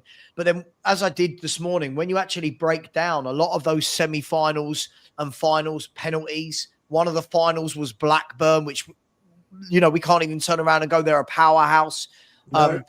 Some of those semi-finals, Pochettino playing Son at left wing back, another one of them dropping Walker and Hugo Lloris, the final where he's messed up with the whole Mora Kane scenario. So didn't we also lose to Portsmouth, I think? Are we too harsh on Levy? I never heard that bit about Poch, by the way. I just ignored that bit about Poch. But the thing is, these are the things that, listen, I'm just sitting on the fence here for the debate. But these are the things where we constantly just go, Levy. If he wins this Europa League, surely the Levy out needs to stop and the protests have to stop. I'm just throwing it out there. Surely. What are we protesting? Let's talk stats. Let's do it. 1 in 24 is horrific for a team like Spurs. Horrific. Sure. And 2 in 25 is slightly better than horrific. Sure. That's it. We want people, the culture of any business, the mentality of any business starts at the top. These guys are not desperate. If they put as much commitment into the football side as they do for making money, we'd be up there with City. I don't doubt that, but you haven't answered my question. This is the problem. You've given a headline stat of it will be 1 in 24 or 2 in 25. Sure. My question is this. The Blackburn final. Okay. Did Hoddle lose that final? Hang on. Did Hoddle lose that final because of Levy? The Man United League Cup final on penalties. That's not on Daniel Levy. The Champions League final, right? Where Sissoko does his handball and then Poch did nothing for 90 minutes to try and change it. Is that on Daniel Levy? Listen, I'm saying as a whole, could he have done much better? Yeah, but I'm just putting the argument out there that when we're blaming everything on Levy, are we not giving any accountability to the managers? Because if Levy's given them enough to get there, like I hate this when people go, oh, Poch through the cups, for example. Well, he kept making semis and finals. He couldn't have thrown them that much. So where does the blame lie? And if he wins it, Lubo, I'm just asking, what are we protesting? And don't the protests die a death the moment Spurs win a European trophy? Unfortunately, I think the protests would die a death. Yep. But if you're saying to me about one European Cup, Mark said just now, the metric is about league form. and we want to be up there challenging the whole time. Now we are never going to do that. It's all about standards. It's all about what you want for your club. If you're happy with a cup every 17 years, then fine, Levy's your man. If we win it. But if you want more than that for your team, if you want your team to be the same as we had a couple of years with Poch, Levy got lucky.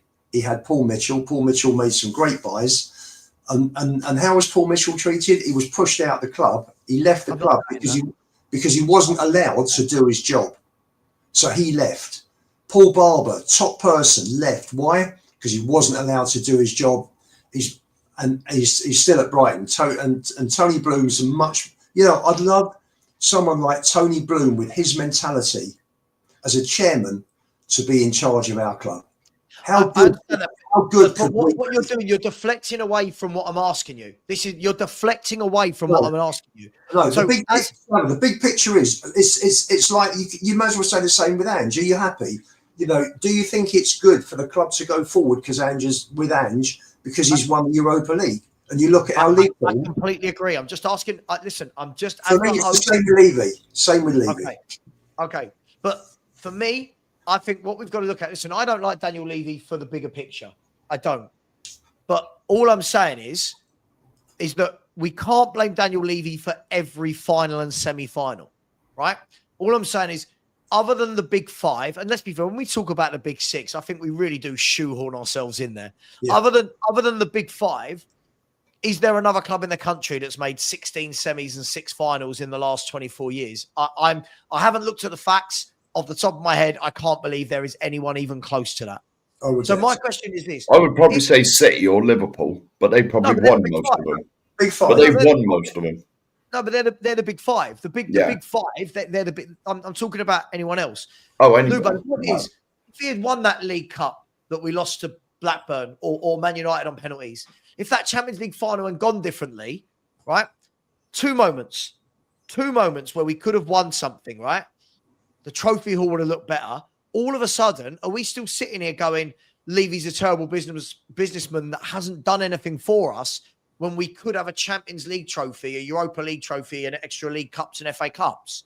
Like, all based on 90 minutes of football. Just playing devil's advocate.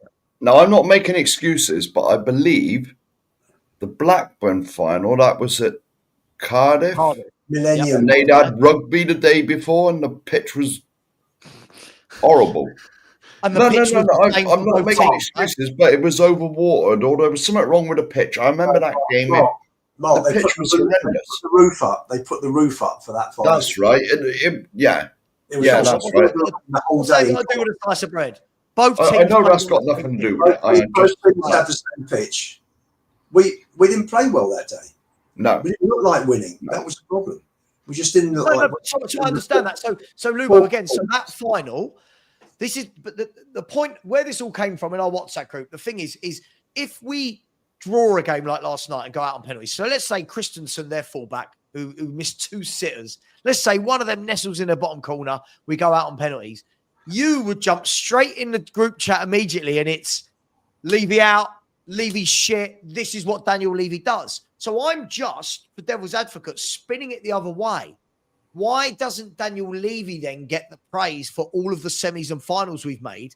Why are those managers not taking the blame for not getting us over the line in any of those games? Well, this goes back to Levy only does enough to get us to a certain point where we're competitive, where the money's going to roll in. But he is risk averse. ENIC are risk averse. They won't jump. They won't take that risk and try and propel us into that top 5 so that we're competitive. They only ever give 70 to 80%. They never give 100%.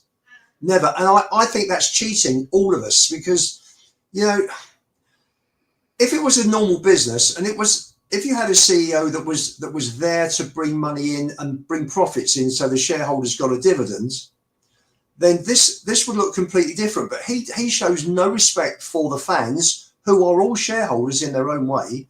They all invest, whether it's money in the club, whether it's investing their time, supporting the team, they are fans. He calls us clients. His whole mentality is completely wrong. And he has forgotten that this is a football club. I agree. All his efforts go on non-footballing activities. He doesn't bring in. He doesn't know anything about football. He's not a football person. We all know that. So that's fine. Bring someone in who's an expert. Don't make a stupid decision like bringing Scott Munn in, who brings in Postecoglou. I'm sorry, it's just poor from the top downwards. It's poor. And one Europa League, Sav, is not going to change that. It's not going to change it. I agree, but my point is, you keep deflecting to issues that I'm not bringing up. So let me pick apart some of your argument there. So you started off by saying they've got no desire to make a top 5 club that compete. In the 24 years they've been here, we finished in the top 6 16 times, and we finished in the top 4 7 times. So when you're saying he hasn't, factually, that's not really correct, right? Multiple finals, multiple Champions League campaigns, multiple semi-finals. I'm just putting up the other sword that surely it's not as terrible as... Listen, I don't like Levy. I'll happily get this guy out. But my question is, if he wins it this year, that's 2 European finals in his tenure. That's a Champions League final, Europa League final. We've had multiple League Cup finals, multiple semi-finals, multiple top 4s, multiple top 6s. I'm just trying to look at the other side. Is it as bad as you make out when you say Levy is the massive problem at this club? I'm saying he, like Ian, he does enough to keep us relevant without pushing us over the line. Like when Poch was here. Yes, we got close, but he never pushed us to get over the line to win the league.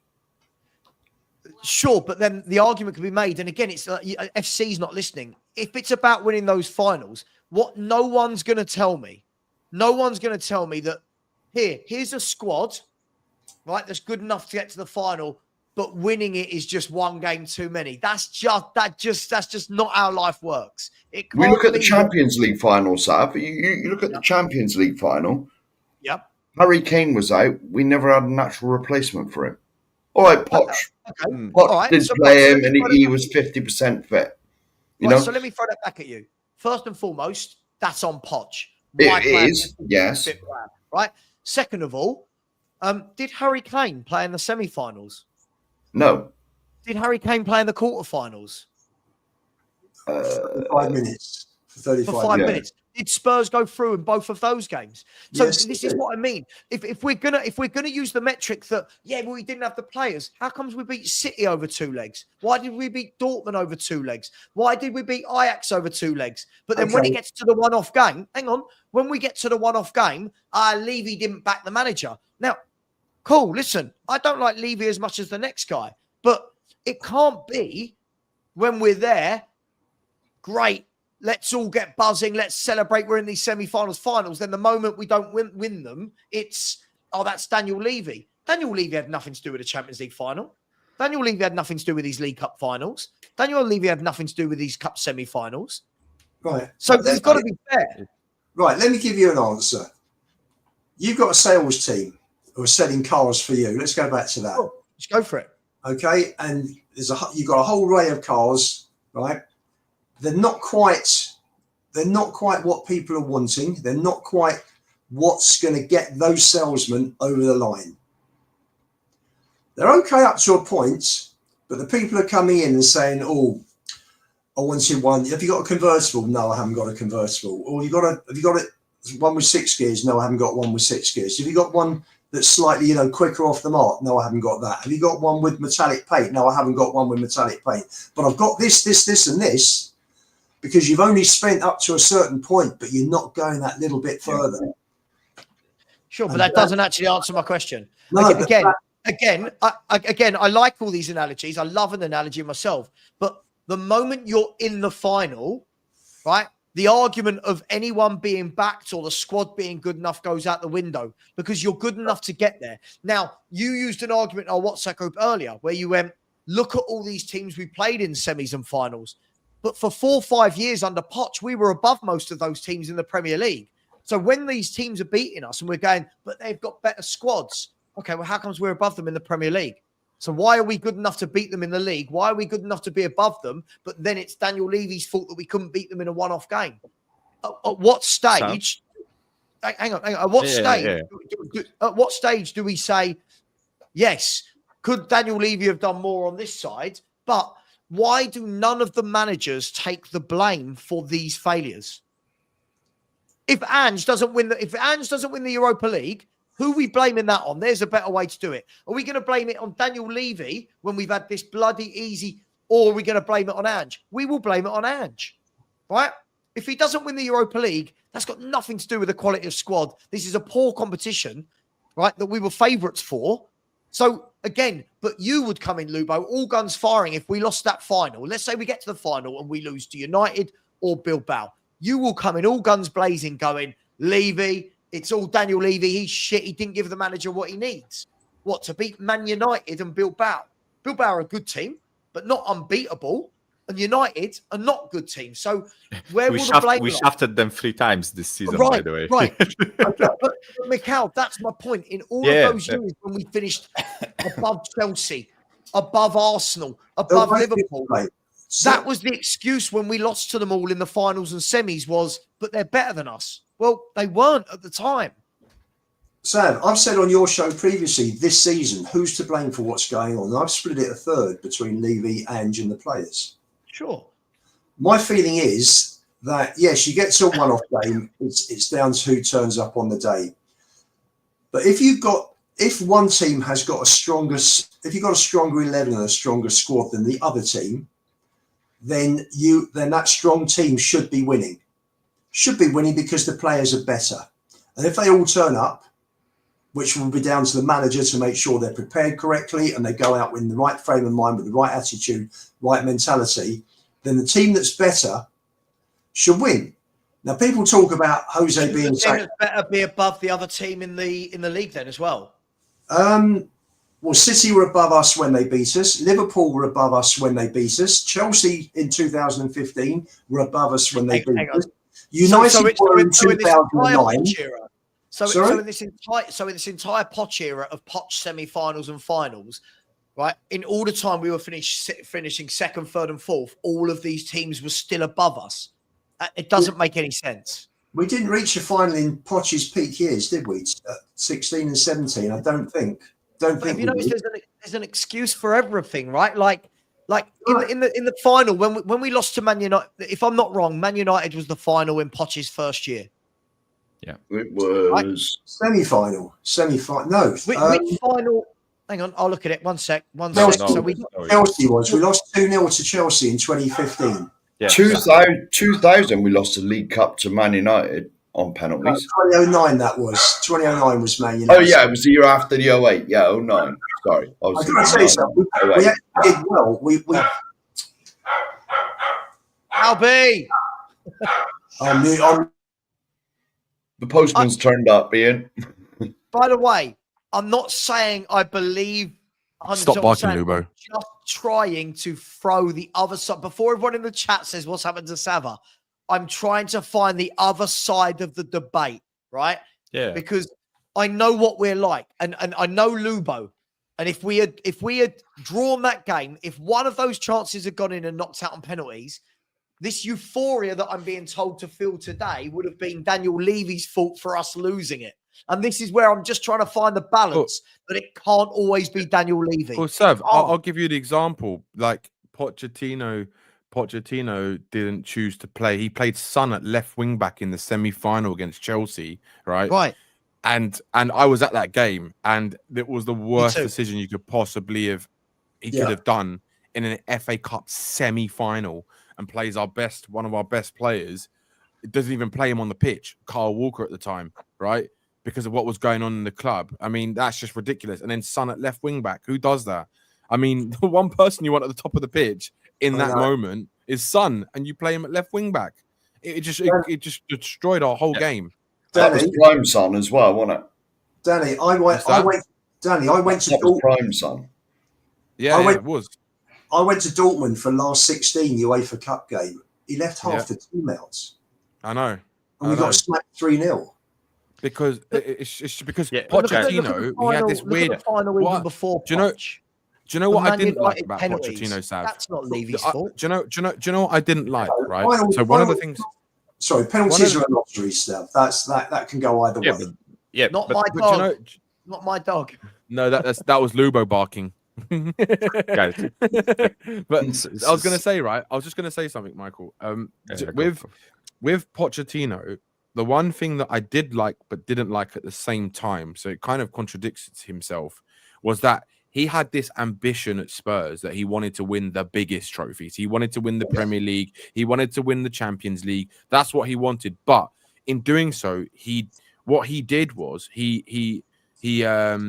didn't put like kind of emphasis on how important it was to win the smaller cups, like the FA Cup for me is still a massive trophy, and the League Cup is still a big trophy, right? And I think the way he talked about how he wanted to change Tottenham's culture and this kind of stuff, but the fact he was kind of doing himself and the club and the fans a disservice, because yes, we would love to win the bigger trophies, of course, but you've got to start somewhere.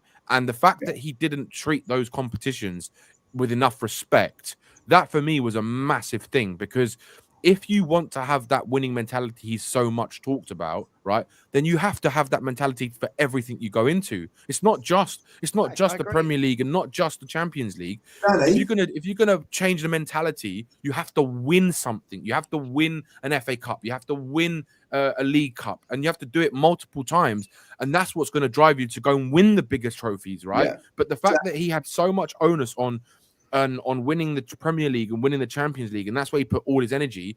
Whenever we did play those games, he always chopped and changed the teams, and never played our fully strength squad. But that was also to a detriment of the club not giving him enough quality players when we needed it. Thank you very much. I remember going to Palace for an FA Cup fourth round game when Trippier missed a penalty. I think we got beaten 2-0, and he played half a reserve team again. He had this thing that the league and the European and the Champions League were the two trophies that he wanted. Yeah.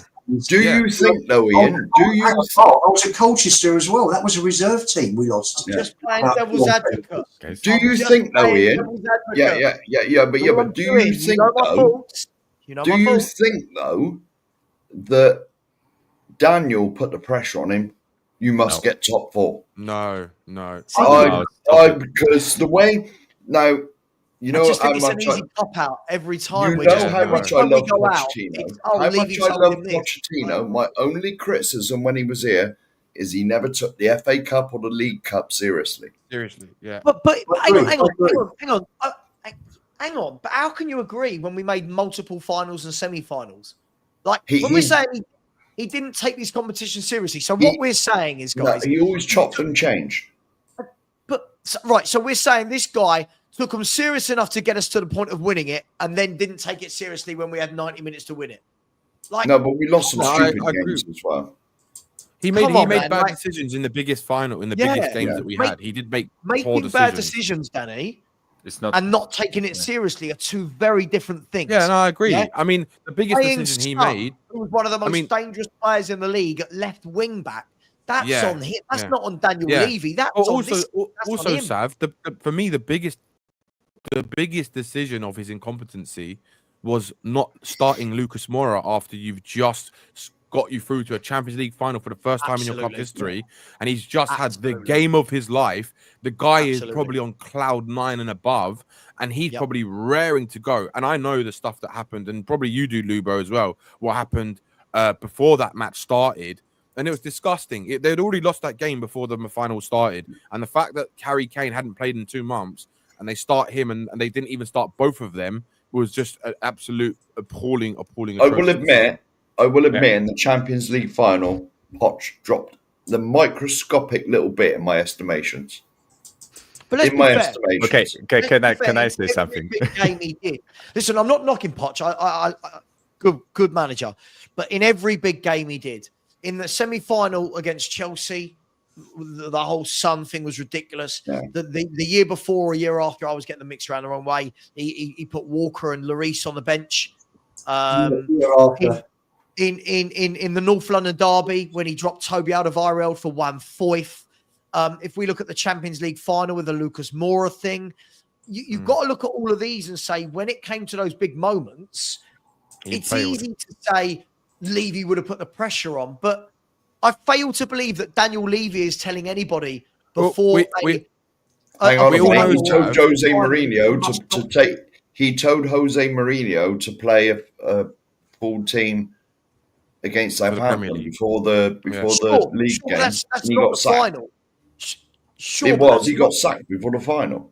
Yes, but that's not the final. My point is this: in that final, are we saying that Daniel Levy picked the teams that Pochettino put out? I do think there's an influence on marketing for that decision to bring Kane on to play Kane in that final because of the stuff that I know, right? From what was.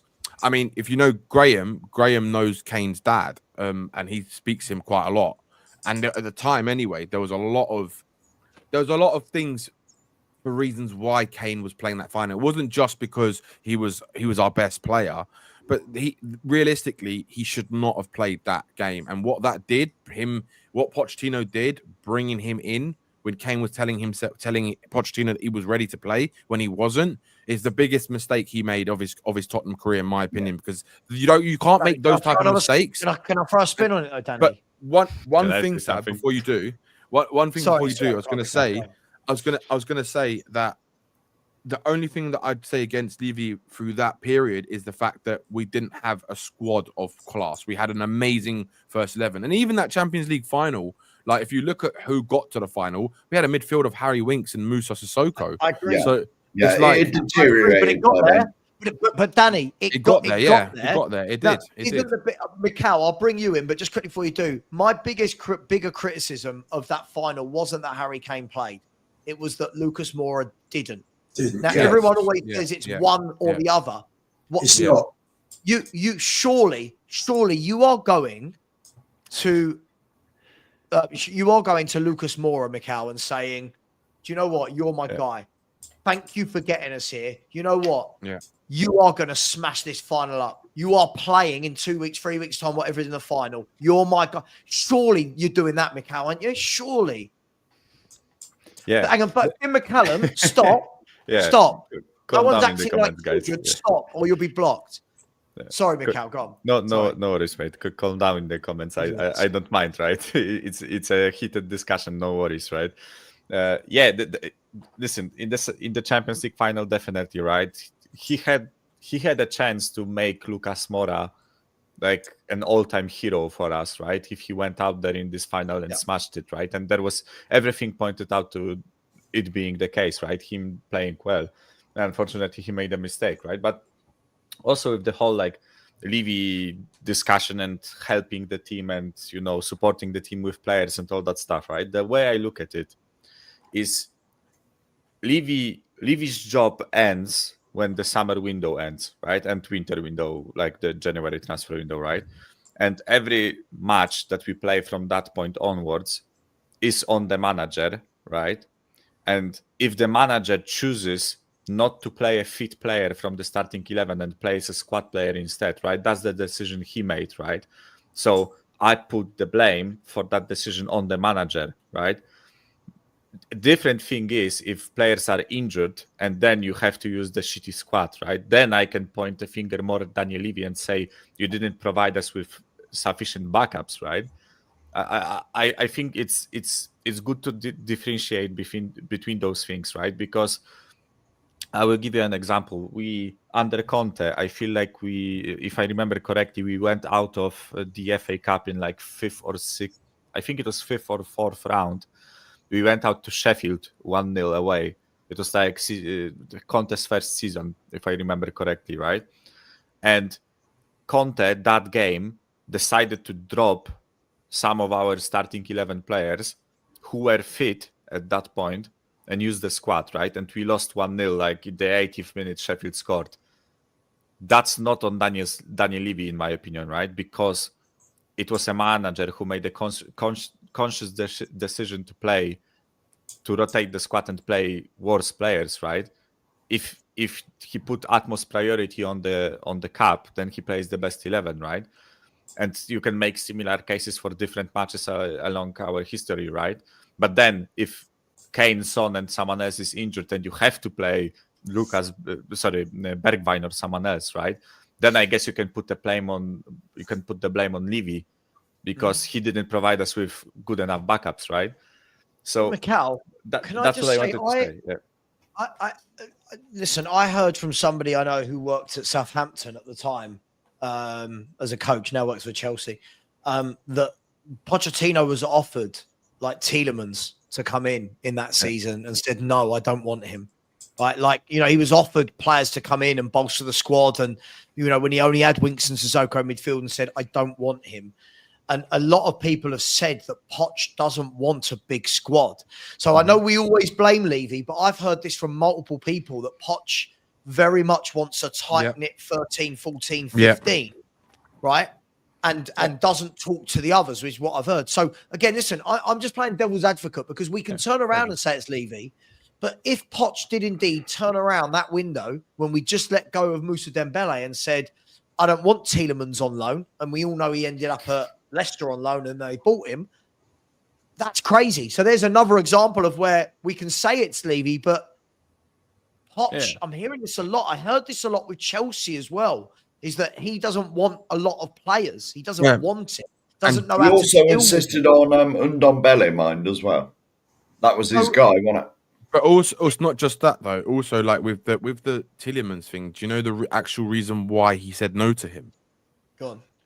He said no because he felt that Harry Winks was enough for what he wanted. That was the reason why. So he was more hooked on Harry Winks than having Tielemans, and that's why. And I think anyone who feels like that, especially when you see at that age Tielemans with that ability he had. I mean, look at him now. I know he is. To not want more quality in your team is silly. And to be honest with you, like that was one of another big thing for me about Poch was, as much as I loved him as our manager, he just didn't have that. For me, he didn't have that extra kind of that little bit extra. He's not got that extra, has he? He's not got that winning. Yeah. Like if you're in the modern football, especially in today's football, where the intensity, especially in England, is probably the most intense league in the world in terms of fitness wise, right? And like, for example, right, you have to also add this into it. Every league, pretty much nearly every other league in Europe, is off at Christmas, right? They have a month off at Christmas, and they have that winter break, right? Whereas in England, because of the money, right, it's our busiest time. So when you don't have a big enough squad of full players, you're going to bound to get more injuries. You're bound to get more problems. And if you don't have a squad that's big enough with quality, you're gonna shoot yourself in the foot. That's why it's always the biggest clubs with more quality in terms of a squad that are going to usually do better, unless they get a run in a cup competition or something like this. Now, just for example, Newcastle, right? I think they've got a far better squad than us. I think they've got way more quality than we do, right? And that's how. Look at what they're doing now. They can actually finish above Arsenal in the league if they keep going the way they're going, and they won a competition, cup competition as well. True. But Danny, I don't think that's true. So if we're going to use Newcastle as an example, I think Newcastle's first 11 is very, very good. I think when you start scratching beneath the surface, there's not a lot there. What about us? What about our bench? Do you think our bench is better than Newcastle's? No, I'm not saying it is. But what I'm saying is Eddie Howe showing how you do it without that. This is the point. If you've got a system, so like Spurs at the time, we all know what the 11 was, and then we had fringe players, didn't we, coming in? Like it was Lucas Moura, Llorente, Eric Dyer, Ben Davis. But if you're using these players sparingly, they don't have to be the greatest players in the world. But for me, I want to find that balance between just saying it's all Daniel Levy, and if that is true, that Poch is turning down people like Tielemans, like that's crazy. If your midfield is Winks and Sissoko, and you're turning down Yuri Tielemans on loan, by the way, there was no obligation on loan. That is mental, Danny, isn't it? It is. It is crazy. But like the thing is, we know Eddie Howe's a good manager, and we know that they've got money to buy players, and I know that they can pay better wages for players. But again, at that time, you have to also like look at what Poch was saying as well. Even though he said we need to build, you need the furniture in your home, right? But also there were times where Poch did also say, people don't remember, that he only wanted to sign players he felt were going to improve the squad, right? So if Poch's view was that a player like Tielemans won't improve the squad, or actually the words he actually used was improve the first 11, right? He never used to think about improving the squad. He used to think about, that's why also, as much as we didn't sign a player, and I know that they might have offered him certain players in that era or in that time that maybe weren't as good as they are now, for example, but at the same time, you can't just think of the first 11. Yes, I understand you want to have a better first 11, but you have to also think about the squad, because if you're in multiple competitions, right, you need to have a squad, and you need to have not just the first 11 that's really like one of the best in Europe at that time on the Poch, right? We had one of the best first 11s in Europe, but our bench was not great. But do you remember our fans, like this to everyone, to get everyone back involved? Does everyone remember at the time, though, right? Like when we're talking about improving the first 11, whichever player was suggested to the fan base, right? Whichever player during that Poch year, it was like, can't buy him. He doesn't get in above Ericsson. Can't buy him. He doesn't get in above Kane, above Alderweireld, above. So again, it's that kind of, if Poch only wants it to improve the 11, not for the squad. Fans are moaning, going, Daniel Levy didn't buy him enough for the squad. You see where we've got that kind of juxtaposition of they don't go. Like these things don't go. Then you've got a manager like Unai Emery who understands it's all about squad. Look at Unai Emery. Look at the players he's bringing in, and he ain't afraid to change it. Unai Emery's got his top goal scorer, Ollie Watkins, and in big games he's going, Ollie, you're on the bench. Rashford, you play up front today. Well, Poch, for me, didn't want that. That's just my opinion. No, look at what Mark Dorset said. David Pleat said multiple times that Poch turned down the opportunity to sign players, and that is I true. heard a lot. Like, and also, it's not just Poch; it's other managers. I'll give you an example, right? Kvaratskhelia, right? And I don't know if Lubo knows this as well, but he was a big player that Conte turned down exactly. Kvaratskhelia and Kim Min-jae, we could have had the two for 25 million. Exactly. So we can't sit here and always blame Levy, as much as Levy is the main problem at this club. Agreed. Right? Agreed. In those moments, if I tell you one thing, right? If Conte had said yes to Kvaratskhelia and Kim Min-jae at the time, and they turned out to what they've turned out to, they'd be hailing him as an absolute saint, and they'd be saying, "What a signing, unbelievable!" But people don't want to actually look at the truth. Is that he said to Paratici, that was Paratici's guy he'd been tracking for years, Kvaratskhelia, right? He said to Paratici that he wasn't good enough to play for Spurs, and it wasn't his type of player. I think when you look at Kvaratskhelia now, he's every manager's type of player. Yeah, he's an absolute world-class player, in my opinion. Danny, you know what? I also want to add with the Kvara and Kim Min-jae, right? And where they were when they were bought, right? So I think Kim Min-jae was in Turkey and Kvara was playing in Russia, I think. Right? Or Ukraine, possibly. Or Ukraine. I don't remember, but somewhere in the east, right? But what I said at the time, right, is that we as a fan base were hell-bent on getting quality players. We are hell-bent on getting 50 million pound signings, right? And I said at the time, if we bought Kvaratskhelia or Kim Min-jae at that point, right, the fan base would lose their shit because we bought an unproven young talent from nowhere instead of buying proven quality, right? It's nice to say now with the context that we have right now of seeing Kvaratskhelia smash it up for the past 4 years, right? That we should have bought Kvaratskhelia at that point in time, right? But the context back then was different, right? Under Conte, all of us said, right? All of us under Conte said he doesn't develop players. He doesn't want youngsters. He wants win now, ready-made players, right? And Kvara and Kim Min-jae weren't that, right? So, which is why he turned them down. Which is why he was never the right manager for Spurs, because if you're going to sign him and Jose, you need players who are ready to win right now, because they will win you trophies if you have ready-made players. But like you said, they're not the type of players to really kind of take a punt on youngsters who have got a lot of potential and are showing potential, but they're not there yet. But Danny, yeah, go on. Let's isolate one season then to give you just how I feel. Our best ever season under Enoch was the 2016-2017 season, where we finished last year at the Lane. We finished with 86 points. Yeah. Before the season started, because of his connection with him at Southampton, Poch had Mane down at the training grounds. I know, I remember. Before Liverpool even showed an interest. He wanted more wages than Kane. Levy said no. Mane ended up at Liverpool. Yeah.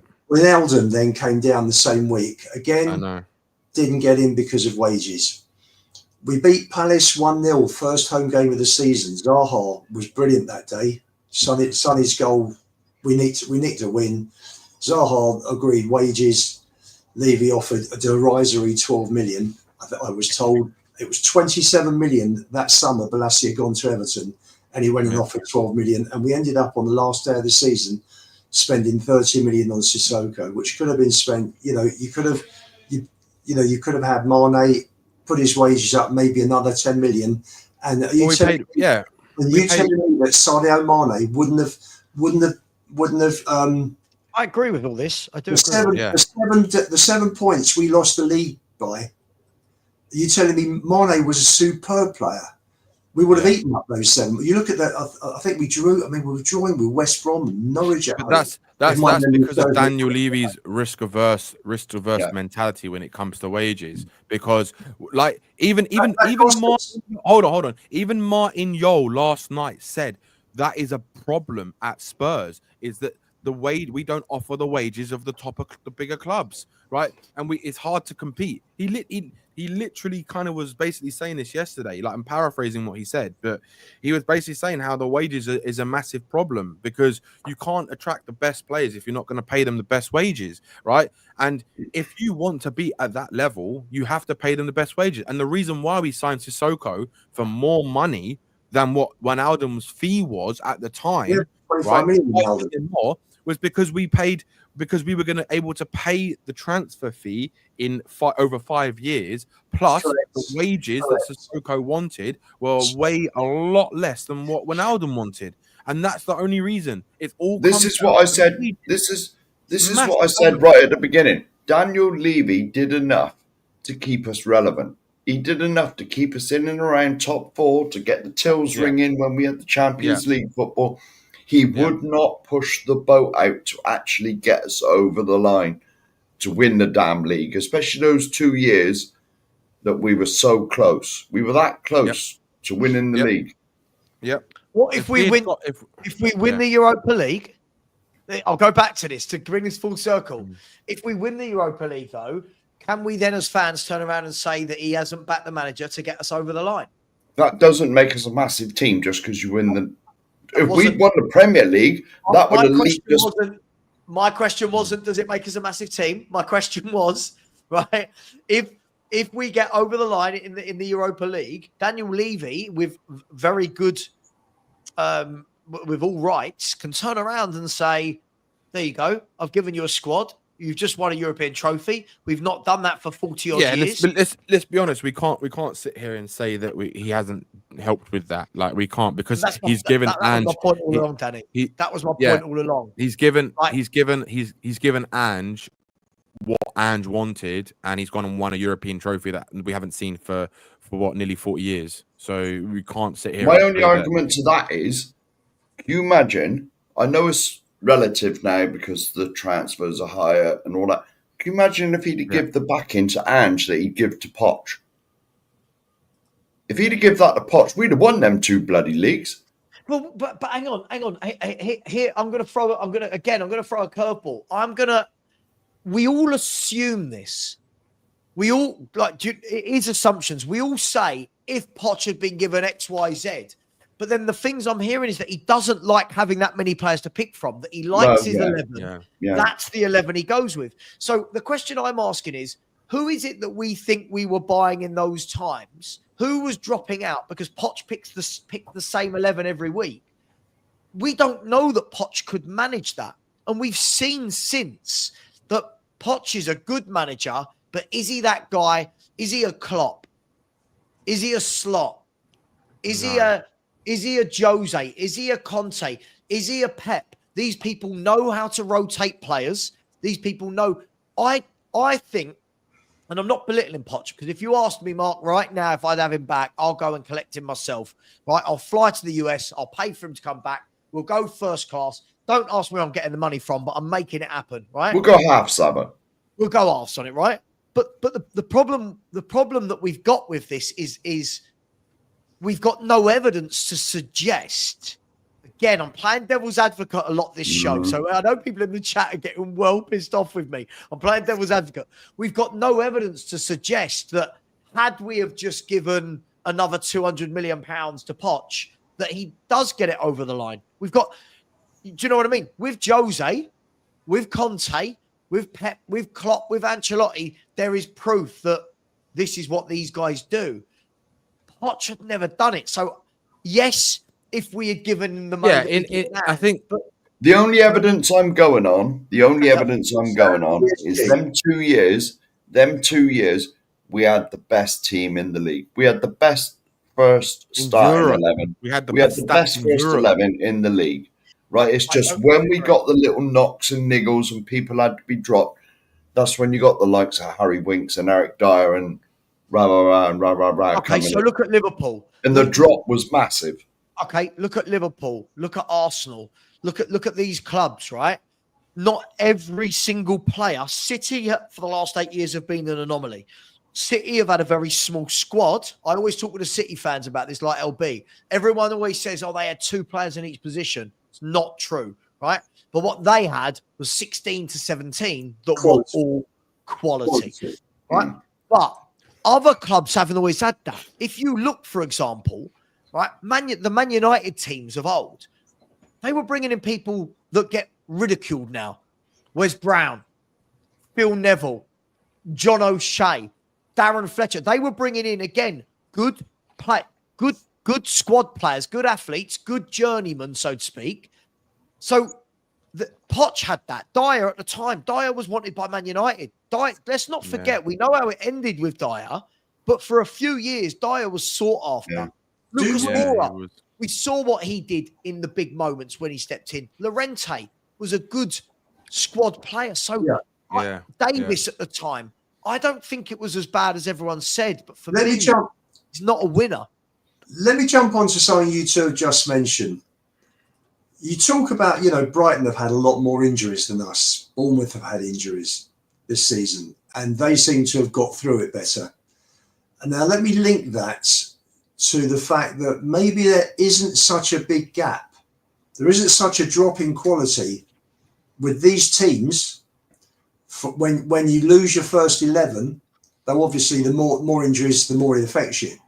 But there isn't such a massive drop in ability. Poch had 12, 13 very good players. And then there was a big drop. There was a big drop. You don't get that so much today with the Brightons and the Bournemouths and the Palaces, And but Poch didn't lose. How many did Poch lose at once, guys? Like forget this season. How many can we turn around and say at any point Poch had first 11 players? 5 of those first 11 were all missing at the same time, because I don't remember that. If I'm honest, I remember it being pretty. I'll tell you what it was, Sav. I think he didn't have the strength in depth, so he couldn't rotate. So the players he doesn't want depth. Is what we're hearing. Is that he doesn't want it. Well, what manager doesn't want depth? But really? if you're manager, I've heard that from people at Southampton. I've heard that from people that worked at Tottenham and Southampton at the time. Both said, there's a lot of stories that when he was at Southampton, right, he had the 11 that he talked to that played. Everyone else apparently wasn't really spoken to. And it was, this is my team. I don't know that for sure. We all hear different things. But if that is the case, if he is turning down people like Yuri Tillemans on loan when your midfielders are Winks and Sissoko, then there has to be some credence to it, right? Look at the final. Look at the final. Look how his treatment of Moura was not one of his 11, was it? Right? Moura was a squad player. So Yeah. Don't worry that Mora, let's be fair, Mora got Poch to that final because let's be honest, we were crap over both semi-final legs, right? Yeah. Mora gets us there. It was 45 minutes, wasn't it? Right? Mora got us there with that brilliant hat trick. And then because he's not the 11, everyone who was the 11, because it wasn't, if I'm not wrong, guys, it wasn't just Kane that was 50% fit, was it? There was one more. I can never remember if it was Ericsson or there was Ali. No, I think one of them wasn't quite fit and hadn't played a lot. Yeah, Savva's right. There was one of them. There was one of them, and he played both of them in the final and not Mora. And you're like, dude, this guy's fit. He's on fire. He's confident. So horses for courses, man. Horses for courses. But I also think that there is a bit of on what happened with us with that time where Poch didn't really want the players. He did also say that he didn't want players. I said it earlier. He didn't want players unless they were going to improve the first 11 that we had. So he basically was saying that unless they're better than what we have, right? He didn't want to get players in just for the sake of getting players, right? So he didn't want like players like NG or players like this because let's face it, they were never good enough anyway. But why would you want to sign players if they're not going to compete with the players who's in the first 11, right? But that's where you go to Daniel Levy, because as much as he said that and he only wanted a tight-knit group of players, he only wanted quality, right? That's where your owner comes into play, because this a big example of that is when we went for Bruno Fernandes, right? And this was when Ericsson was kind of on his way out already. Ended up with Gedson. Well, it ended up with Lo Celso. That was the replacement. It was the actual player that we signed instead of getting Bruno Fernandes was Lo Celso, right? Oh, I thought it was Gedson Fernandes. No, the reality was that's just the joke that Tottenham fans say. It wasn't. Gedson Fernandes came when Mourinho was there. It wasn't. Gedson Fernandes didn't come when Poch was there, right? So what I'm saying is the actual fact is that it was Giovanni Lo Celso. And the reason why is we all know, right? And if people don't know, it's because we didn't want to pay the extra £5 million that Sporting kept trying to raise them, put the price up for what we wanted, right? They were playing a tactic, a game with Daniel Levy in the Tottenham. But if you want that player, and that is the number one player that manager wants, other than Ndombele, right? You go and get that player, and then instead they go and get their option 3, which was Lo Celso. And as much as Lo Celso was a good player in the league that he was in, right, he never fulfilled his potential because of his injury issues and because he just never adapted as well as he could. But we did see glimpses of his ability, and he was a good player, right? Lo Celso was Poch, Danny. Lo Celso was Poch. That's what I'm saying. That's what I'm saying. Fernandes was under Poch that summer. Before. Yes, it was Lubo. Right, that summer, he wanted Fernandes. That summer before, after the Champions League final, right? We wanted Bruno Fernandes and Ndombele as the top 2 players to come into the squad, right? But what they went and bought was they bought Ndombele, so they went and got what Poch wanted, but they didn't go and get Fernandes because of the price difference. And the reason why that happened was because Ericsson wanted to leave that summer, right? That was on the documentary. Daniel Levy didn't want to sell him because he didn't get enough money for what he wanted, which is the reason why we never paid the extra money to go and get Bruno Fernandes. And then what happened was, in January window, we then sold Ericsson, right? When Mourinho had come in November, we sold him for 17 million because we knew we weren't going to get any more money in the summer. So we had to sell him in January. Otherwise, he was going to go on a free transfer. So that's exactly the problem, that why there's the correlation between what Poch wanted, right? And not getting enough quality, but also Daniel Levy being Daniel Levy. So it comes hand in hand. They come together. And just to bring it back to Daniel Levy, both of their faults. Poch was here. Do not forget when Poch was here. Because of Daniel Levy, we went 520 something days without signing anybody. Yeah, which is still a record. Not just that, right? But also just to add on the Bruno Fernandes thing. Bruno Fernandes himself, after he signed for Man United, said that there was agreements with Tottenham already, right? Yeah, I remember. He had already agreed the contract. The only thing that they had not agreed was the deal itself with the club. So him himself comes out and says it. So you can't ignore that, right? So this is why I'm saying that there is the correlation between what Poch wanted and wanting better quality and what Daniel Levy was prepared to give him, right? That's why it came hand in hand. Can we look at this? I want to go go for their faults. I want to go just for 10 more minutes, just quickly before we do. Ethan Bates has said, on Ange, this is abandoning his principle of entertainment over substance after this much time would be an admission we've wasted the last 2 years. My belief is the players took the initiative last night. Ethan, it's a very good talking point, isn't it? I mean, if he suddenly went pragmatic every game now, everyone would be like, well, yeah, he's been wrong for 2 years. But as a fan, I can live with that if it started winning games every week. So listen, you're always too kind to me, very generous. Thank you very much. I really, really do appreciate you. I just want to show you this, guys. Just looking at when I'm hearing that Poch didn't have any sort of squad, I just want to break this down because I don't think it's as bad as I think a lot of people say this as though we only had 11 players and everyone else was shit. And I don't think it was. And look, this is I've got the right season, 18-19, right? That's the year we Champions League final, wasn't it? 18-19. Yeah. Yep. So if you look, right, in goal, I mean, look, I'm not really bothered about in goal, Hugo Lloris in goal, right? If you look at the 4 centre-back options we had during that time, if you look at the 4 centre-back options we had, so you had Vertonghen and Alderweireld, who were your 2 main guys. Kevin Wimmer. Right? Hang on, you got Eric Dyer, who had some very good times in a Tottenham shirt and was playing for England, and Davinson Sanchez, who had just been bought and actually did very well in his first season, playing alongside Kobe and Jan, right? Yep, he did. Then at left back, you've got Danny Rose and Ben Davis, who I can't believe is going to sign yet another contract. But Danny Rose and Ben Davis as your 2 fullback options on the left. You've got Trippier and Aurier on the right. Okay, not the greatest because Walker had just gone. But Trips Trippier was injured constantly. Trips had a bad ankle for about 3 years. He had to have injections in his ankle every game, didn't he?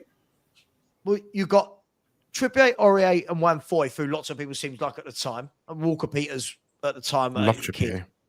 Then when you look at it, look, you had throughout that season, Winks, Wanyama, Ericsson, Sissoko, Dembele, Dele Alli. Then you've got options in the forward areas: Son, Mora, Lamella, Kane, Llorente. I'm not saying it's 17, 18 world-class players, but Mikhail, let me come to you. Was that bad? Like when we're talking about he didn't have anyone to rotate and he couldn't do. I think there's some good squad players there that should have been able to come in and get you over the line. Not enough. I think you know Sure. what the issue. You know what the issue is, right? I think this squad was enough to beat Ajax and to beat City, although we were a bit lucky with that City tie, right? I just felt like we didn't have enough luck, and I will call it luck, right, to beat Liverpool, who were 30 points clear of us in the league, right? I feel like, as you said, I think this squad that you read out is okay, good. Like it's nothing special. It's not a Manchester City squad, right? Liverpool had a better squad at that point, right? So for me, it wasn't enough to defeat Liverpool in the final, but it was good. It was a good squad. Like I don't know how to put it, right? Of course, we would all love to have better players and more players, and to give our managers whatever they want whenever they want, and to fill our squad with star-studded players, right? And yes, Levy possibly definitely could support Poch with better players and buy players, actually, right? But this squad was good. It just wasn't good enough to cross the line. That's how I look at it, right? Yeah, I agree. I'm sorry, MT. At the time, you've been calling. No, but you've completely missed my point. You've completely missed my point here. And by the way, when you're saying Johnson, who was better than those bench players, I don't think I would have had Brennan Johnson over a player like Eric Lamela at any time for any reason, if I'm going to be brutally honest. For all of Eric Lamela's faults, he was a very good footballer. Injuries, yes, but I'm not taking him over Lucas Moura or Eric Lamela. Sorry, mate. I don't. Not for me, mate. Look, guys, at the end of the day, we are where we are, right? We are where we are. We've got a great chance. Let's bring it back to something positive. We've got a great chance of winning the Europa League. We should be winning it from here, in my opinion. Guys, are there any excuses now as to why we don't go on and win it? Can there be any excuses? Because we've been told all season, this is what it's gearing up to. So for me, he's got to win it now. He's got to. Yeah. And I don't care if that feels like pressure. That's what he's paid to do. Yeah. He's got to win it. After last night, and what we saw last night, the adaptions, the way we played, he's got no excuses now. Plus all the squad back. As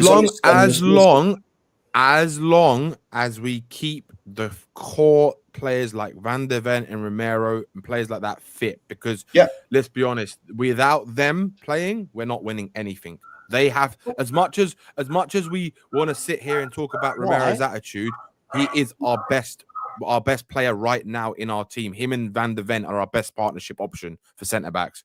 We have to have all of those players available. Why couldn't Dan? Hang on. You're telling me in 2 games against Bodo Glimt that if Danso had to fill in for Romero, suddenly that's the difference between us going through or not? Well, look at how he got the penalty, Sav. It was Romero's classy balls, the best pass of the game. Danny, I'm not talking Danso about. Danso can't do that kind of ball. Sure, but I'm not. Sure, but I'm not judging Christian Romero on a pass forward. I'm talking about at the back. If Danso had played yesterday, why would it have been different? Danso's a good. That's the sort of game. That's the sort of game Radu Dragusin and Danso play. That's their game. What we saw yesterday. I get that, but we have to be honest with ourselves, Sav. We're not as good when them two are playing. We have a better chance of winning because someone like Romero can offer more going forward than what Danso can. Don't get me wrong, I really like Danso a lot, and I think what I've seen of Danso about going forward and mentioning centre halves. Because we have to look at the facts, Sav. The fact is that if it wasn't for Romero passing that ball to Maddison and that great ball, we wouldn't have got that penalty and we wouldn't have gone through yesterday.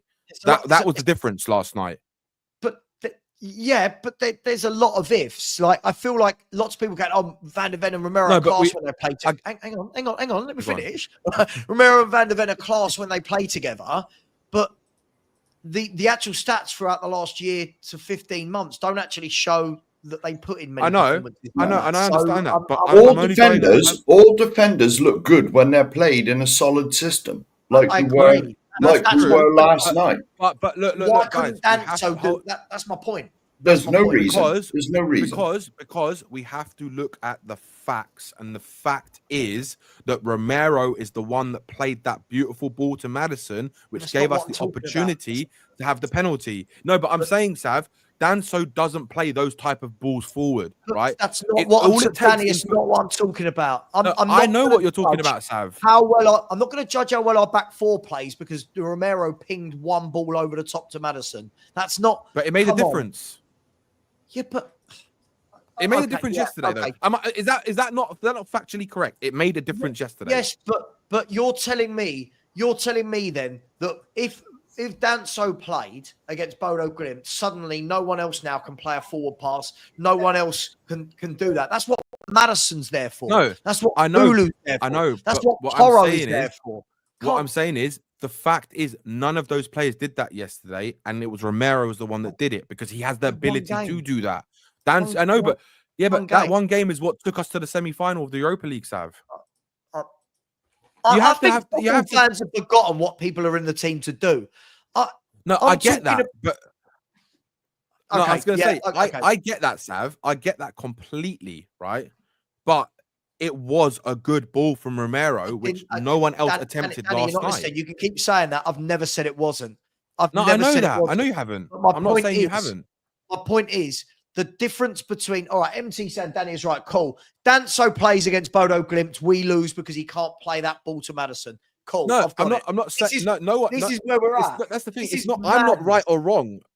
I'm not right or wrong. This All is I'm saying madness. is we have more opportunities for a player like Romero to play a ball like that than Kevin Danso. And I'm not saying if Kevin Danso played, we weren't going to go through tomorrow. All I'm saying is based on last night, it was the difference. That's what I'm saying.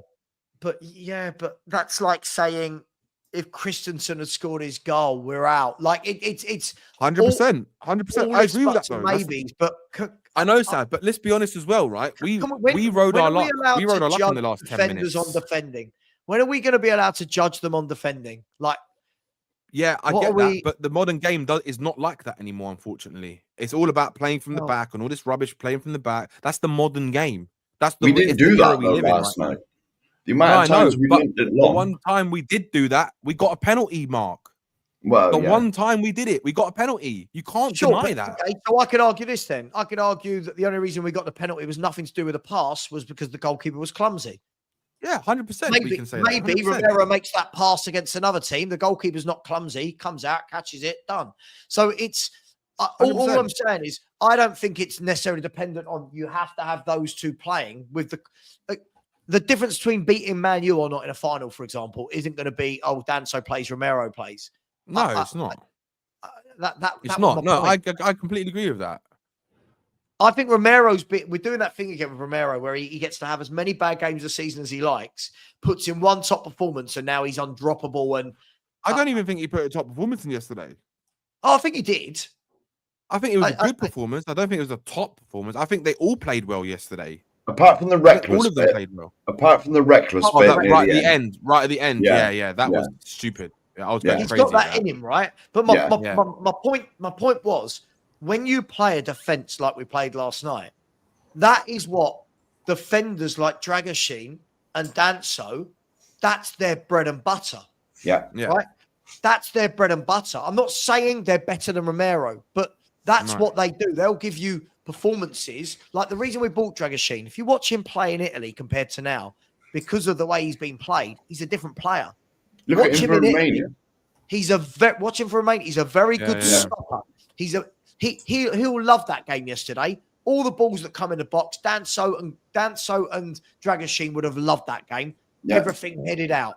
They don't want it in behind, which is what Van der Ven loves. So I think we're arguing about the same thing, if I'm honest. But yes, it's true. I really, really like Danso. I think he's a great signing for us. And I think he's a good player. I think all the players. I think Porro had a really, really good game yesterday defensively as well. I think he was brilliant yesterday. I think Udogie was really good as well. I think all of the defenders. That's because they sat in their positions, Danny, and they weren't up the other end of the pitch doing nonsense. Yeah, I agree. Exactly. Do you know the glaring weakness yesterday in Udogie, guys? See if anyone agrees with me. The glaring weakness in Udogie's game. Yeah, go on. Any ball that came over, Christensen had him on toast. Every ball Christensen won. Every single one. He lost every duel in the box in the air, Udogie. Got to improve that. I'm not being negative. I'm just saying, I'm watching that game, Christensen, how many times did he head it back across goal? Yeah. Every time. Udogie didn't win one of them.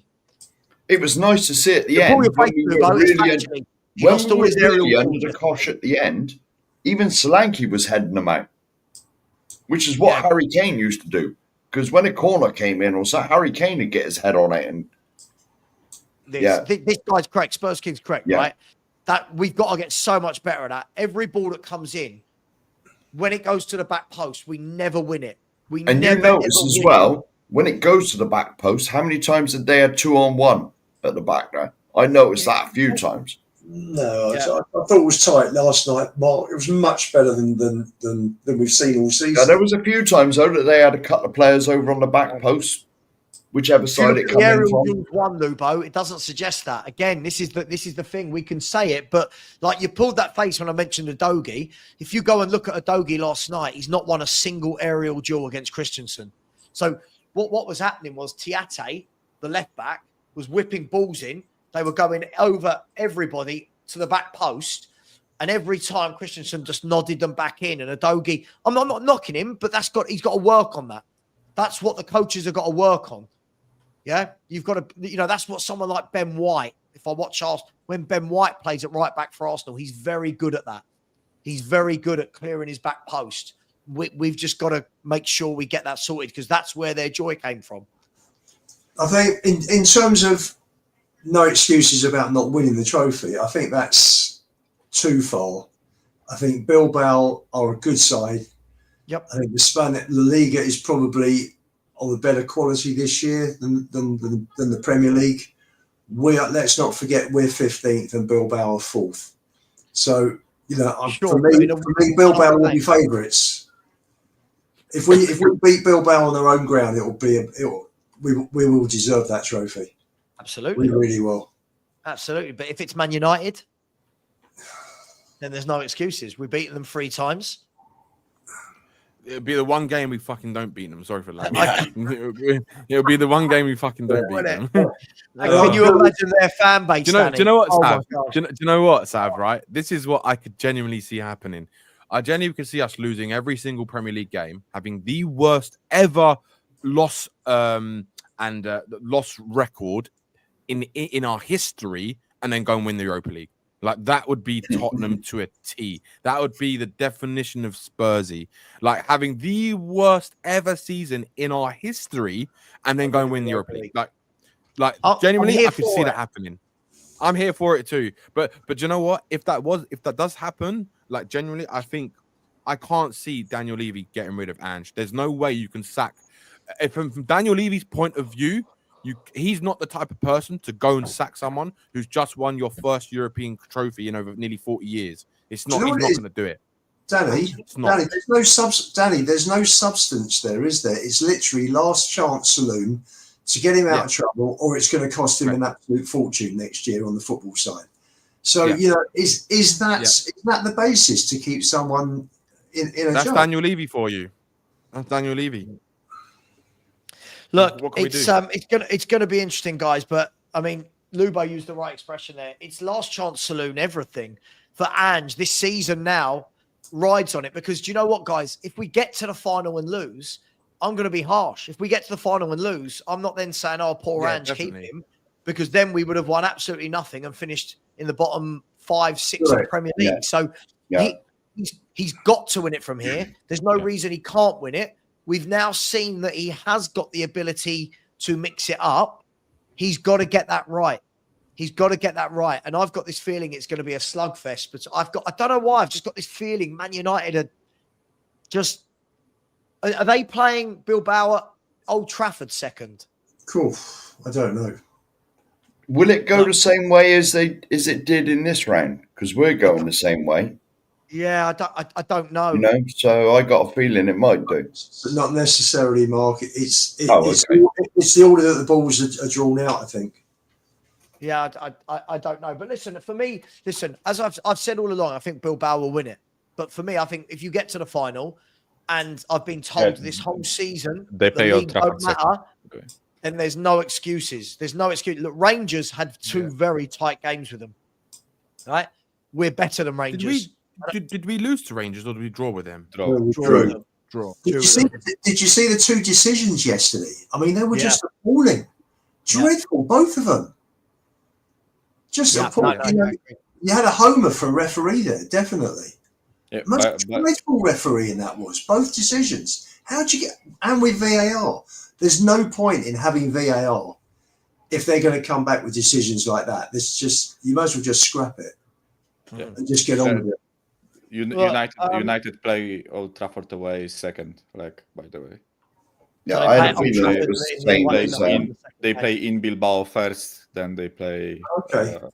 I had a feeling it was the same as this round. We weren't awful. What you saw yesterday was a very different approach. Yeah. So because we weren't trying to play at 100 miles per hour, because we weren't having millions of shots, it was a different approach. It was a needed approach because if we had opened up against them on their ground, they would have. Look how many chances they had without us opening up. Now imagine if we had opened up. So I do think they got it right. I was actually proud. I was actually proud last night. so was I. We had a good defensive performance. You know, they only had 10 shots on target in 2 games. That's it. We normally concede. We normally concede 15 to 20 every match. Wow. So full marks to the boys to concede 10 shots on target in 2 games. It was, but again, I'm looking at the 2 shots from Christensen that he screwed wide. I'm looking at the header that then looped wide. You know, they had chances, Lubo. They had good chances. Just because a keeper doesn't make a save doesn't mean it's not a good chance, right? But you know what, Sav? Look at their keeper's pulled off some really good saves over 2 games, hasn't he? Not saying he did. Yeah. Really not everything I say is me digging at Spurs. No, I know. Everything I say is like me digging at Spurs. But playing devil's advocate, I'm throwing the other side on. You know, their keeper kept him in it, you could say. He made one cracking save from Tal. Oh, it was a good shot, good save, terrific save. Yeah. You know, the save from Madison in the not Madison. For me, I think it was 2 very even. If I'm honest, I don't think there was a lot between the 2 teams over the legs. No. I know it was a penalty that split it. Both teams last night for me looked toothless up front. If we're going to be honest, Yes, 100%. 100%. But I think what I saw, Sav, last night was there were 2 teams that didn't want to give away too much. That's what I saw. Like both teams didn't want to risk it. They both were kind of being a bit pragmatic to their approach, and it was a matter of who was going to take their chance. And whoever took that chance last night, which what we did, was going to go through. And that's kind of how it felt the whole game. I thought over the 2 legs that we were the better team. I think but so. I didn't. I didn't think we were. I thought the first half in game 1 we were awful. Second half we had a spell. I thought yesterday in the first half, first 30 minutes was poor. Then we picked up the tempo, and then second half we sat in. So we were definitely the better team last night. Definitely. I think. Hang on. But Mark, at what? Defensively, we were the better team. Yes. But they had more chances, more possession, more attacking threat, more touches in our box. So all of that stuff that we praised Spurs for in the first leg, they had yesterday. So we've got to be fair. If we're going to judge one way by it, we've got to judge. You know, I think to gauge how well we played defensively, Ekitike was pretty anonymous yesterday, wasn't he? He got hooked off near the end. You know, they're chasing a goal. He's their best forward, and he's pulled him off, hasn't he? Yeah, but listen, I thought they marked him brilliant yesterday. There was a couple of occasions they got it into him. He's got brilliant hold-up play, by the way, Ekitike. Yeah. It held it up, and there was no space for anyone to run him behind. I thought they did brilliantly with that. Phil, just to end the show, Danny, Phil Coys wants you tell me about Tell. It's just a quick thing. It's just a quick thing. I not love him. I just think that he's starting to Phil. Oh, Phil. Yeah, I think that he's look. Even Martin Yole said it. He goes, he would never pay 50 million euros for him, but he's got ability, right? He's not worth 50 million. Not a chance in hell, right? But I have seen him starting to come into it, starting to get a bit more confident. And for me, I think his best position is on the left wing. I'd like to see what happens if we do sign him for 50 million. Look, it's way too much money, but if we do, we do, right? And I just hope that he can grow into it the way I'm seeing him starting to kind of have the confidence. Danny, he might be starting to have the confidence, but he's doing absolutely nothing with it. Like as I showed in the group last night, it's all well and good with saying. Let's be honest, Sav. Let's be honest. Look how long it took Bergvall to get to where he is, and they're similar ages, right? Bergvall, he was for the first part of the season, he was in and out of the team. He wasn't good enough, and then he got that chance in a proper run in the team, and now he's one of our best players. Yeah, sure, but until it happens, I'm not going to. I know, but all I'm saying is, I'm not praising him. All I'm saying is, I'm starting to see something more from him. See, but this is my issue. I've not seen anything from him. And again, as when I broke down all of his data from the last 10 games, even the last 3 games, the last 5 games, he doesn't beat his man. He can't get crosses in. He doesn't assist. He doesn't create chances. Right? His dribbling success is like 1 in 5. Again, I think we're doing that thing where we see a young player They have one good run and we go, oh my God, this kid. And I remember he had a really good run against Fulham, if I'm not wrong. I think he had one jinking run against Fulham. Yeah. And everyone went, oh.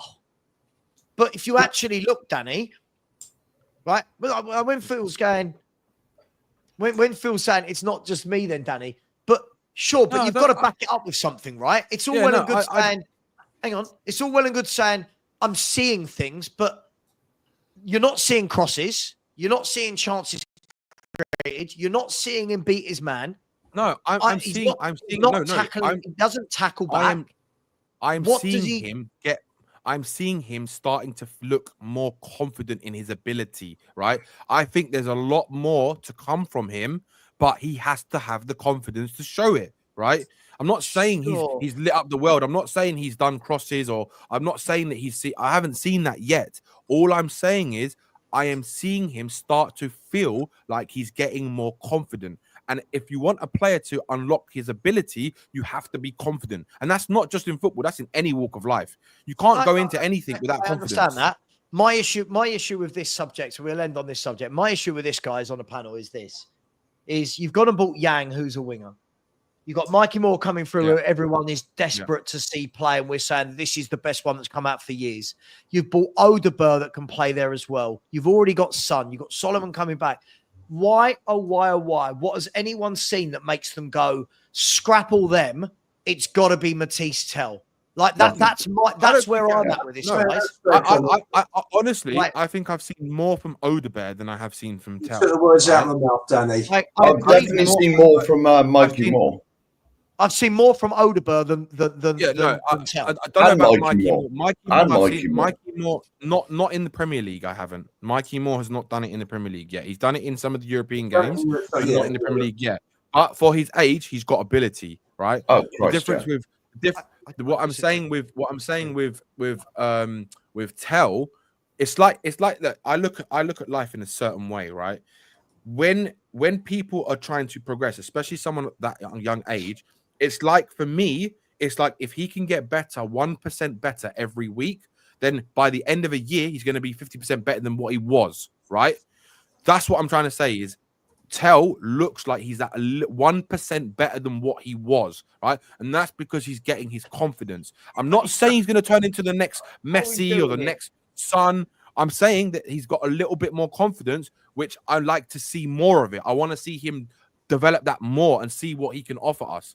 I'm not saying he's an amazing player. So question, yes or no? Would you sign him? Not for £50 million. No way. Right. Okay. But how much would you sign him for? 20 million, 25 million tops. Okay. So you'd sign him for 25 million tops. Brilliant. Okay. Yeah. So then what happens to Mikey Moore? What happens to Yang? What happens to Odegaard? This is my opinion is I would rather not sign him for that and use what we've got. Right. This is my point. So this is the point I was trying to have with Phil Coys last night in the WhatsApp chat. Right. First of all, you're not getting him at 30 million. When everyone's saying 25, 30 million, the reason he will be 50 is it will be the offset of what Bayern Munich owe us through Harry Kane. So yes. So what that means? That's why he's here now. That's why he's here now. So rather than getting that money come in, whether that's being drip, I don't know the terms, whether that's being drip fed over a year, 2 years, 3 years. What we're saying is we don't want that money. We'll just swap it for Tell. My point is this. That's what's going to happen. If I had seen Tell do something above and beyond more Odegaard and Odegaard, right? Yeah. I would sit here right now and go, cool, brilliant, do that. Yeah. Just send Odegaard and more out on loan.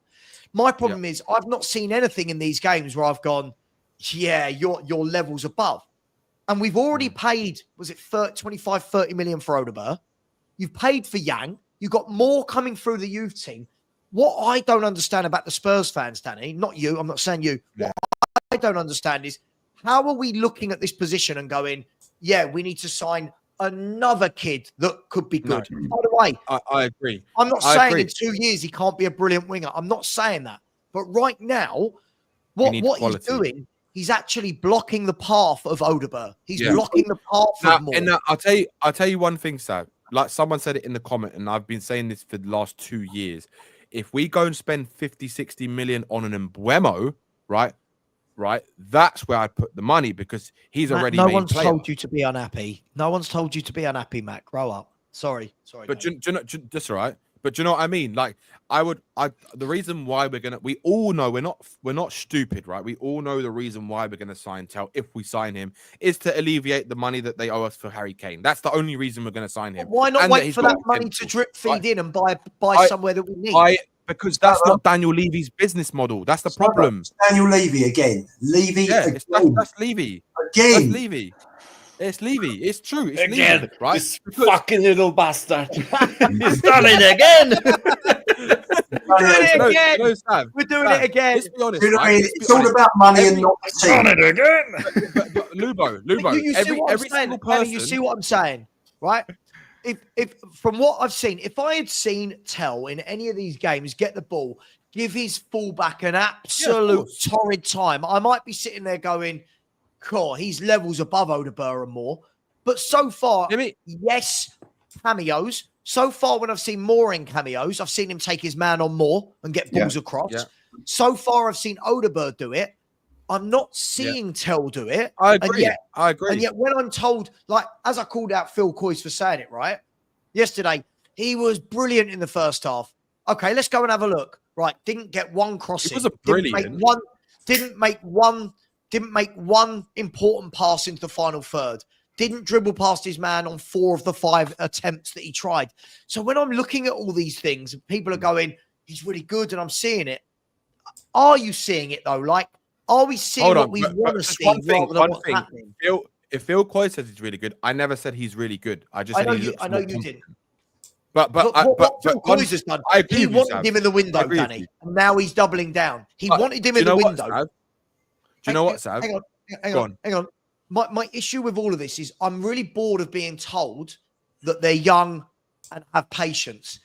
That can't be with every bloody signing. That can't be the answer to me. We are Tottenham Hotspur, right?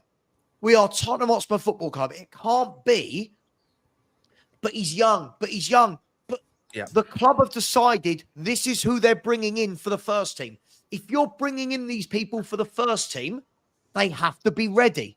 Right? Yeah. That's what the stadium was built for, wasn't it? Right. But I'm still being told they're young. They're young. Fuck off. One thing, Sav. Hold on, Lubo. We've got the players. We've now got the young. We've got plenty of good young kids. There's no shortage of them. This is the best crop we've had for ages. They've also brought in Grayberg, Odegaard. They brought Yang in, who I hear is not ready yet for Spurs, but he's playing okay. He's getting better at QPR. We now need 3 or 4 top established players to improve that squad. Yeah, I agree. Again, Lubo, another thing, right? There's two. I'm going to say 2 things, right? The first thing is like what people were saying in the comments, right? What are Tel's wages? I think they're around 80,000 from what I've seen. They're about 80,000. They're about 80,000. So again, that is a Daniel Levy perfect signing because it's under 100 grand. It's lower wages and it's a young player who's got potential. That is Daniel Levy's epitome and methodology of what he wants the first team. Danny, how does that help the first team? I'm not saying that at all. I'm saying that's how Daniel Levy wants his Tottenham, right? Absolutely. Which doesn't work. So my second we've already got them in, Danny. But he's already done that with Yang and Odegaard.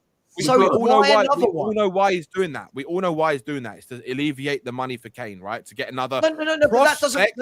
Danny, that doesn't work in our favour. I know it doesn't, Savva. I know it does not work, right? It does not. I know it does not work. Why would he not want the money?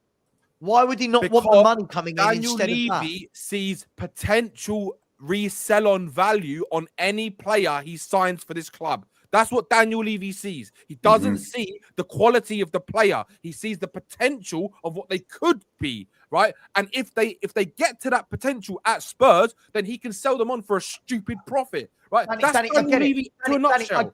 Okay. One question, one thing, Sav, right? Let me give you an option, right? £60 million, Matthias Tel, or £60 million, Embuemo. Who are you taking? Sorry, again, Embuemo or who? If you had a chance to sign one of these 2 players, £60 million on Tel with on 100 grand a week, or 60 million or 65 million for Mbuemo on closer to 200 grand a week? Who are you taking? Of course. You know the answer. Who's Daniel Levy taking? Okay. I know the answer. But Danny, my point is this. My point is this, right? For all the people in the chat that are saying, but it's a youth project, we're clearly going this direction. We've already got 3 kids that play that position. Which is why we've already got 3 kids that are sitting behind Son. Now, Son could well leave in this summer, right? He could well leave, hence why they probably treated his extension so that they can get some funds for him. Surely, if I'm looking and going, I've got Moore, Odeber, Yang, right? Yeah. Why then do I now need to go and get Tell, who plays there as well? Because what we're saying is anyone saying go and get Tell can't then complain. I always say this, Danny, you know I do. Yeah. If you want one thing, don't complain about another. And what I mean by that is if you want Tell and Tell comes in, don't then complain, but Levy and Ange haven't bought through Mikey Moore. You can't have both. You can't have both. You either want to progress these players. Now, if you're going to bring in, Danny, for me, if that player coming in above Moore and Odeber, for example, is an established winger where you go, they're learning off him, I'm all here for it. But you can't buy Odeber, buy Yang, develop Moore for all these years through the academy, and then go, I'll tell you what we'll do. In front of them, we'll buy another punt of a teenager. Now, he could be brilliant in 3 years, Danny. In 3 years, people are going, remember Tell, sure. But right now, what we've done is we've brought in this young winger who's on loan. We've paid £10 million for this, by the way. Yeah. We brought him in on loan. He's had very, very little. He scored a penalty and one that bounced off him, right? Yeah. And what we're doing is saying that's more important than developing Mikey Moore or Odeber, who we'd already had in the squad. For me, I think this sums up our fan base. This is a poor use of money. This is a poor use of squad priority. I think it's poor. I'll give you another perfect example, Savva. You look at Brandon Austin coming from one game, man of the match. And then the day after, we bought Kinski, or the day before he played, it was something like that. We bought Kinski. Kinski's been bought to buy and sell them at a profit. Because exactly. But like under 21 star in Eastern Europe. There's Brandon Austin, been with us for what? 10 years? God knows how long. He's been here for Christ knows how long. Finally gets his chance. The day he plays, we sign Kinski. Or the day before. The transfer policy has been haphazard. You didn't need Kinski. You didn't need Tell. No, we didn't. Yeah. We didn't need Kinski either. The whole thing with transfers and what he pays and the wages is all comes back to the ENIC business model. Oh, God, he's not getting it. He's not getting it. Matt, can I answer that? You're not getting it, Matt. We've got our own kids already, Matt. Develop the kids we've got rather than going and spending our transfer budget on more. You're not getting it. So Matt, I would rather develop Yang. I would rather us develop Yang, Moore, and Odeber than sign Tell and then go and sign an Mbuemo. That's a dream. That's what I would love to see. Spurs. Absolutely, and you know, Matt, we are short of a left-footed centre back at the moment. We're short of cover on as left. We're going to go and sign Ben Davis again. That's right. We need another fullback to go alongside Spence with Porro and Udogie. Why are we wasting money? Why spend £50 million on somewhere where we've got 3 players to come through?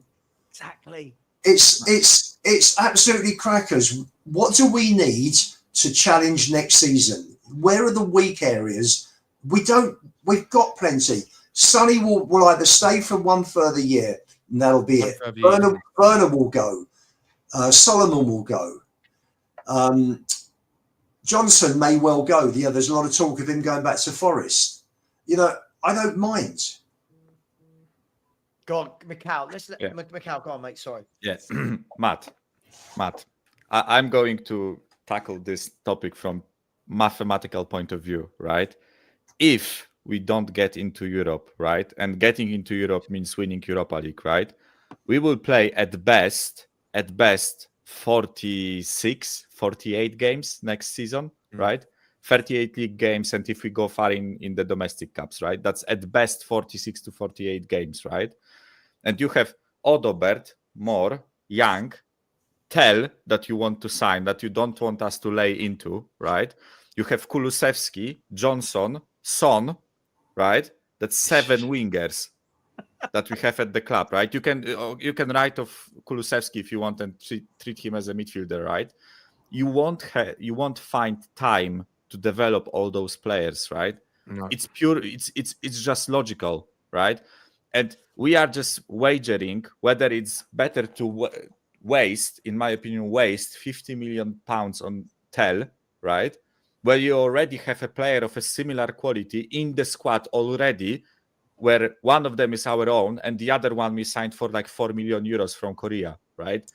And they are basically on a similar level. You get the point, right? We are not laying into Tell. We are not saying he's fucking shit and he should, never play football again or anything, right? Like how he doesn't get it. Look at his comment. He still thinks we need more young players. This is the point I was having, Mikhail, last night with Phil Coys. Yeah. How many young players until it is we enough? Don't need young players. We don't need any more young players. No. Yeah. It's especially not up forward, especially not there. We already have enough youngsters there. Can I say, right? This is what we built the new stadium for, to compete, bring in experience, bring in people on high wages, and we're just not doing it. Yes, you've got to have a youth system to come along and get the odd one for free. Yes, you've got to do that. I've got no qualms. But don't buy youngsters for the sake of it. Buy some bloody experience and walk straight into our first team and improve it. That's right. But Mark, do you know the funny thing? Do you know the brilliant thing, Lubo, you're on with me most days, is have a listen to what Matt is saying now. Now read all his messages from the last 3, 4, 5 months. He's constantly telling me that we don't buy better players. He's constantly telling me that the level of our players can't compete. Now he just wants more young players and more it's ridiculous. Get to a stage where we've got to stop hiding behind a youth project, because again, Lubo, you're someone who very much likes the youth players. Yeah, very much you want to see. I'm not saying I don't, but you are, there. This year, if we look at all the youth players, the only one that has established themselves as a first team starter is Bergvall. He is the only one. The front three, when all fit, is Solanke, Johnson, Son. None are kids. The midfield, when fit, is Bentancur, Madison, and Bergvall, who's the only one. The back four, Udogi's been a pro football now for 4 or 5 seasons. He's young, but he's been pro, right? Van der Ven's been a pro for years. Romero's his age. Porro's old enough now. And Vicario's seasoned. So all of this, we've got to get more young players. The young players that are there at the moment, Lubo, aren't get Archie Gray more. They're not getting a look in, but we want to buy more. Also out on loan. Goalkeepers, Keeley and Gunter. Defenders, Phillips and Dorrington. Abbott, Vuskovic. You've who else have you got out? Donnelly's out there. That's right. Vuskovic is 6. Donnelly is 7. Lancashire is 8. Divine is 9. That's 9 players. How many more kids? Seriously, how many more kids? It's got to stop. Continue. It's got to stop. The reason this stadium was built is to get us to compete with the wages. Bring the experienced players in. Sure. Bring the experience in that will walk straight into our first team and improve it. Not wait 2 or 3 years and then they might or might not. You've also got coming through. You've got Byfield and Barnett. Barnett Williams, is it coming through from the under 18s that are? I mean, I've seen both of them. They're very, very good players. Yep. They're necessity. A J.E. right? The J.E. is another one. Also, if I can, right, guys, with PSG and Barca, right? first of all, their youngsters compared to ours, sorry, there is a bit of a difference in quality, right? With all due respect to Mikey Moore, he hasn't established himself yet. I will give him an open door, right? He can be good, right? But don't compare him to Pedri, Gavi, and Pau Kubarsi and other guys, right? Sorry, but the difference in level is staggering, right? Again, with all due respect to Mikey Moore, I think he can be a great player, right? But what you are missing is the fact that when you look at Barca and PSG, they also have established, experienced players, and they have enough youngsters, right? So you are missing the point. We look at our team, we don't have established, experienced players, right? Or players that are good enough, right? Barca have Lewandowski, Araujo, Kunde, Szczęsny. De Jong is 26. He's no longer young, right? Pedri, by the way, he's 22 or 23. I think he's also not the youngest out there, right? They have experienced players in that team so that the youth can flourish, right? And youth can be nurtured and then can flourish, right? And same thing with PSG. They have Marquinhos at the back, right? They have Donnarumma in goal. They have Dembele, who is also like 27 or something, right? In the midfield, Vitinha and Neves and the other guy who plays Vitinha, Neves. Yeah, and, I always get them wrong. It's Vitinha, Neves, and Ruiz. Ruiz is 28 or 29, right? But they are borderline world-class players, some of them. Then you can have a youth project, and then you can nurture the youth, right? We don't have that. You are approaching the whole youth project from the wrong side. You don't buy 20 youngsters and then just chuck them in and expect greatness, right? You need other guys to level the youngsters up, right? It's like all the top clubs, right? All the top clubs, like the Liverpools, the Man Cities, they don't field a team full of youngsters. They field a team full of top players and then sprinkle youngsters into it, right? One or two at a time. Yeah, exactly. And it's like for me, I don't want to.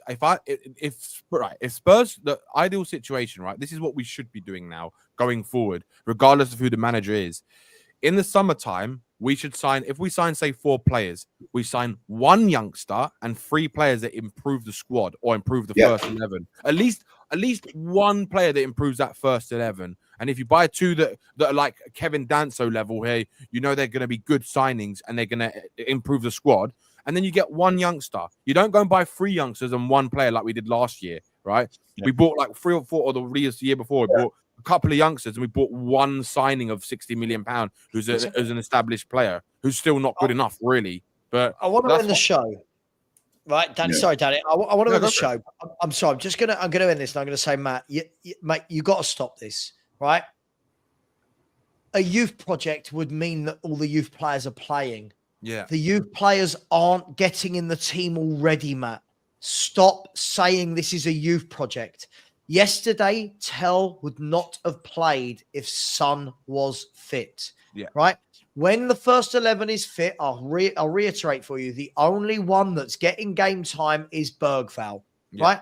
Now that the squad is fit, Gray is nowhere to be. Gray is not even coming on in games now. Yeah. Sarr and Basuma are coming on in front of him.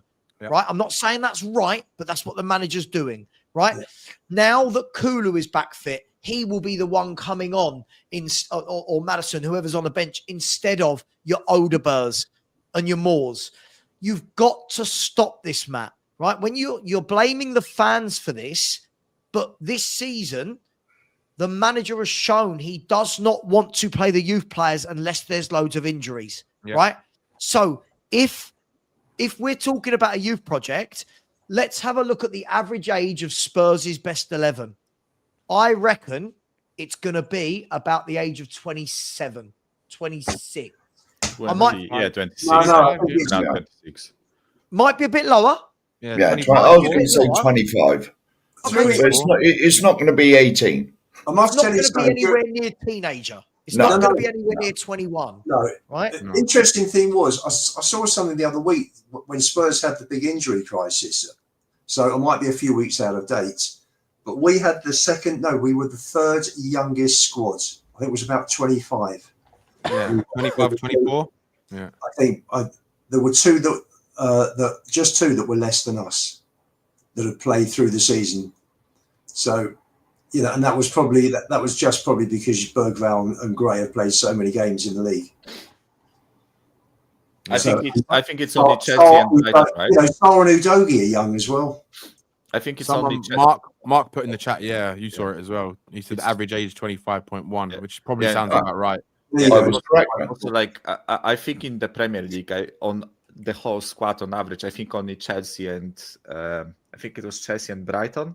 Chelsea have the youngest team in the league. Yeah, Chelsea have the youngest team, but we were third, if I remember correctly. We were third, right? correct. But yeah, but Matt, to summarize what I wanted to say, right? Basically, what I wanted to say is I think we have enough youngsters already, right? Yes. You don't need to buy more, right? Yeah. Because if you actually look at it, out of 11 positions we have on the pitch, we have a talented youngster. Yeah. We have a talented youngster for 6 or 7 of them, right? And so in some positions we have more than one per position, right? Which is why we are saying we don't want to buy Tel, right? Because we don't need him. We would rather use that money and upgrade in the midfield, right? Get rid of Bissouma and bring in a quality midfielder in his place, right? Instead of spending £50 million on Tel just for him to sit on the bench with Mikey Moore and with Odobert, with Young, right? Because all 4 of them will have to share game time for 1 or 2 positions, right? Yeah. That's excluding the senior players that are over them, right? Because Johnson and Son probably aren't going anywhere. Maybe one of them will leave, right? So it still leaves you, as I said, with 6 wingers, right? So even if you buy Tel for 50 million, unless he nails a starting spot, but then he just blocks the pathway for Mikey Moore. And with all due respect to Tel, I don't mind him, but I would much rather see Mikey Moore be given game time because he's one of our own. He's one of our own. I want a homegrown player in that team. Right? I crave it after Kane. Right? Kane left a big homegrown hole in that team that someone needs to fill, and I think he could be the one. Yeah, right? I agree. Yeah, maybe. I don't know for certain. I agree. I'm just looking at our games to see this kind of. This notion. So our lineup against Wolves, the average age was 27.5. Yesterday was 25.2. We've got to stop this notion that it's a youth project. I'm sorry, guys. What people are confusing is buying a lot of youngsters and never seeing them versus actually building a team of youngsters. As I said to you guys at the beginning of the season, do one or the other. If the beginning of this season, the club turned around and said, our only plan is a youth project, right? I can hate it as a fan if I want to or love it, but at least then, cool. Play Gray, play Bergvall, play Moore, play Lancashire. Cool. Let's see, right? But they're not doing that. So what we've got is we've got fans going, keep buying kids before the kids that are already there have got a game. So where do people think all these kids are going to play? Yeah. Well, no. And equally, especially if you don't get into Europe, Have. But Danny, the problem is people like Matt, for example, they can't have it both ways. If Spurs go out and buy Matisse Tel at 19, next season, when they're going, yeah, but it's young, it's not the manager's fault. Just remember, you wanted these kids. You can't have it both ways. Well, I just one other thing, Sav, is it goes to kind of what Arsenal are doing, right? Like I've been listening to the Arsenal fans, and even Lewis Skelly, you think he would have played or given the chance that he's been given if it wasn't for injuries? Just like Bergvall at Spurs. If it wasn't for the injuries that we had, there's no way these kids would have played. And look at Lewis Skelly, what he's doing for Arsenal, and look what Bergvall's doing for us. Like, it's exactly that. Like, if we're not having the injury crisis that we're having, and just to let people know, Arsenal have had way more injuries than we have this season. They've actually had 6 or 7 more injuries than us, right? So we can't even say that's an excuse anymore. So it's just like, you know, the average ages, right, against against Southampton, bearing in mind that is a dead rubber. You're going to beat Southampton, right? Young, youth team, youth project. The average age was 27. That was against the worst team in the league. The average age against Fulham was 29.5. People have got to stop saying this, right? You've got to stop saying. Why don't our fans want quality players? Why do we always have to put in the word young? Why can't we just say, I want a quality footballer? right? Yeah. Because what these fans do is they want these quality young players. Then they'll say, oh, but Daniel Levy doesn't back. Well, listen, guys, I do want to end it there. Yeah. I do. Yeah. I really, really, really do want to end it there. Lee Richards, thank you very much. Said big up Savva and the panel for spending their Good Friday, providing us with excellent analysis of all things Spurs. Much appreciated, guys. Now, listen, thank you very much for tuning in. Thank you for your super chat. Really appreciate that. Look, at the end of the day, it is what it is. As I've said, Spurs fans got to be very careful what they ask for. I'm always very quick to make sure that just because I'm a YouTuber, I'm held accountable for everything I say. I hold other people accountable. Don't be coming in my chat every day, people, telling me, oh, but our squad's not very good, not very good. And then all you want to do is buy kids. If that's what you want, don't complain. If you want Tottenham to be better, let's go and buy some experienced pros and let them nurture the youngsters we've already got. We've got enough youngsters at the back. We've got enough youngsters in the middle. We've got enough youngsters in the forward area. We don't need any more. Guys, Lubo, thank you very much. Actually, hang on, I forgot something. I just want to show you a few things just to get Lubo excited more than anyone. There is his favourite man. This is a reality. This is a reality in about a month. There he is again. Oh my God. There's Europa League. Oh my God. Here he is again. This time he's with Lubo. Look, there he is. Thank you, Levy. Lubo saying thank you. Here is the Levy pub. We're all going for a nice drink later. There's the two of them together. Oh, Jesus Christ. A bit of Levy and a bit of Ange. Here's all the fans with Levy outside the Levy pub. Who does all these for you? Where are you, Sav? Where are you, mate? AI. You're not in there. Just for shits and Where's giggles. Lubo? There's a picture of Oh, I love the last one. Guys, much love. Take care. And as always, come on, you Spurs. Come on, you Spurs. Take Come on, you you Spurs. later. Bye-bye. Come on, you Spurs.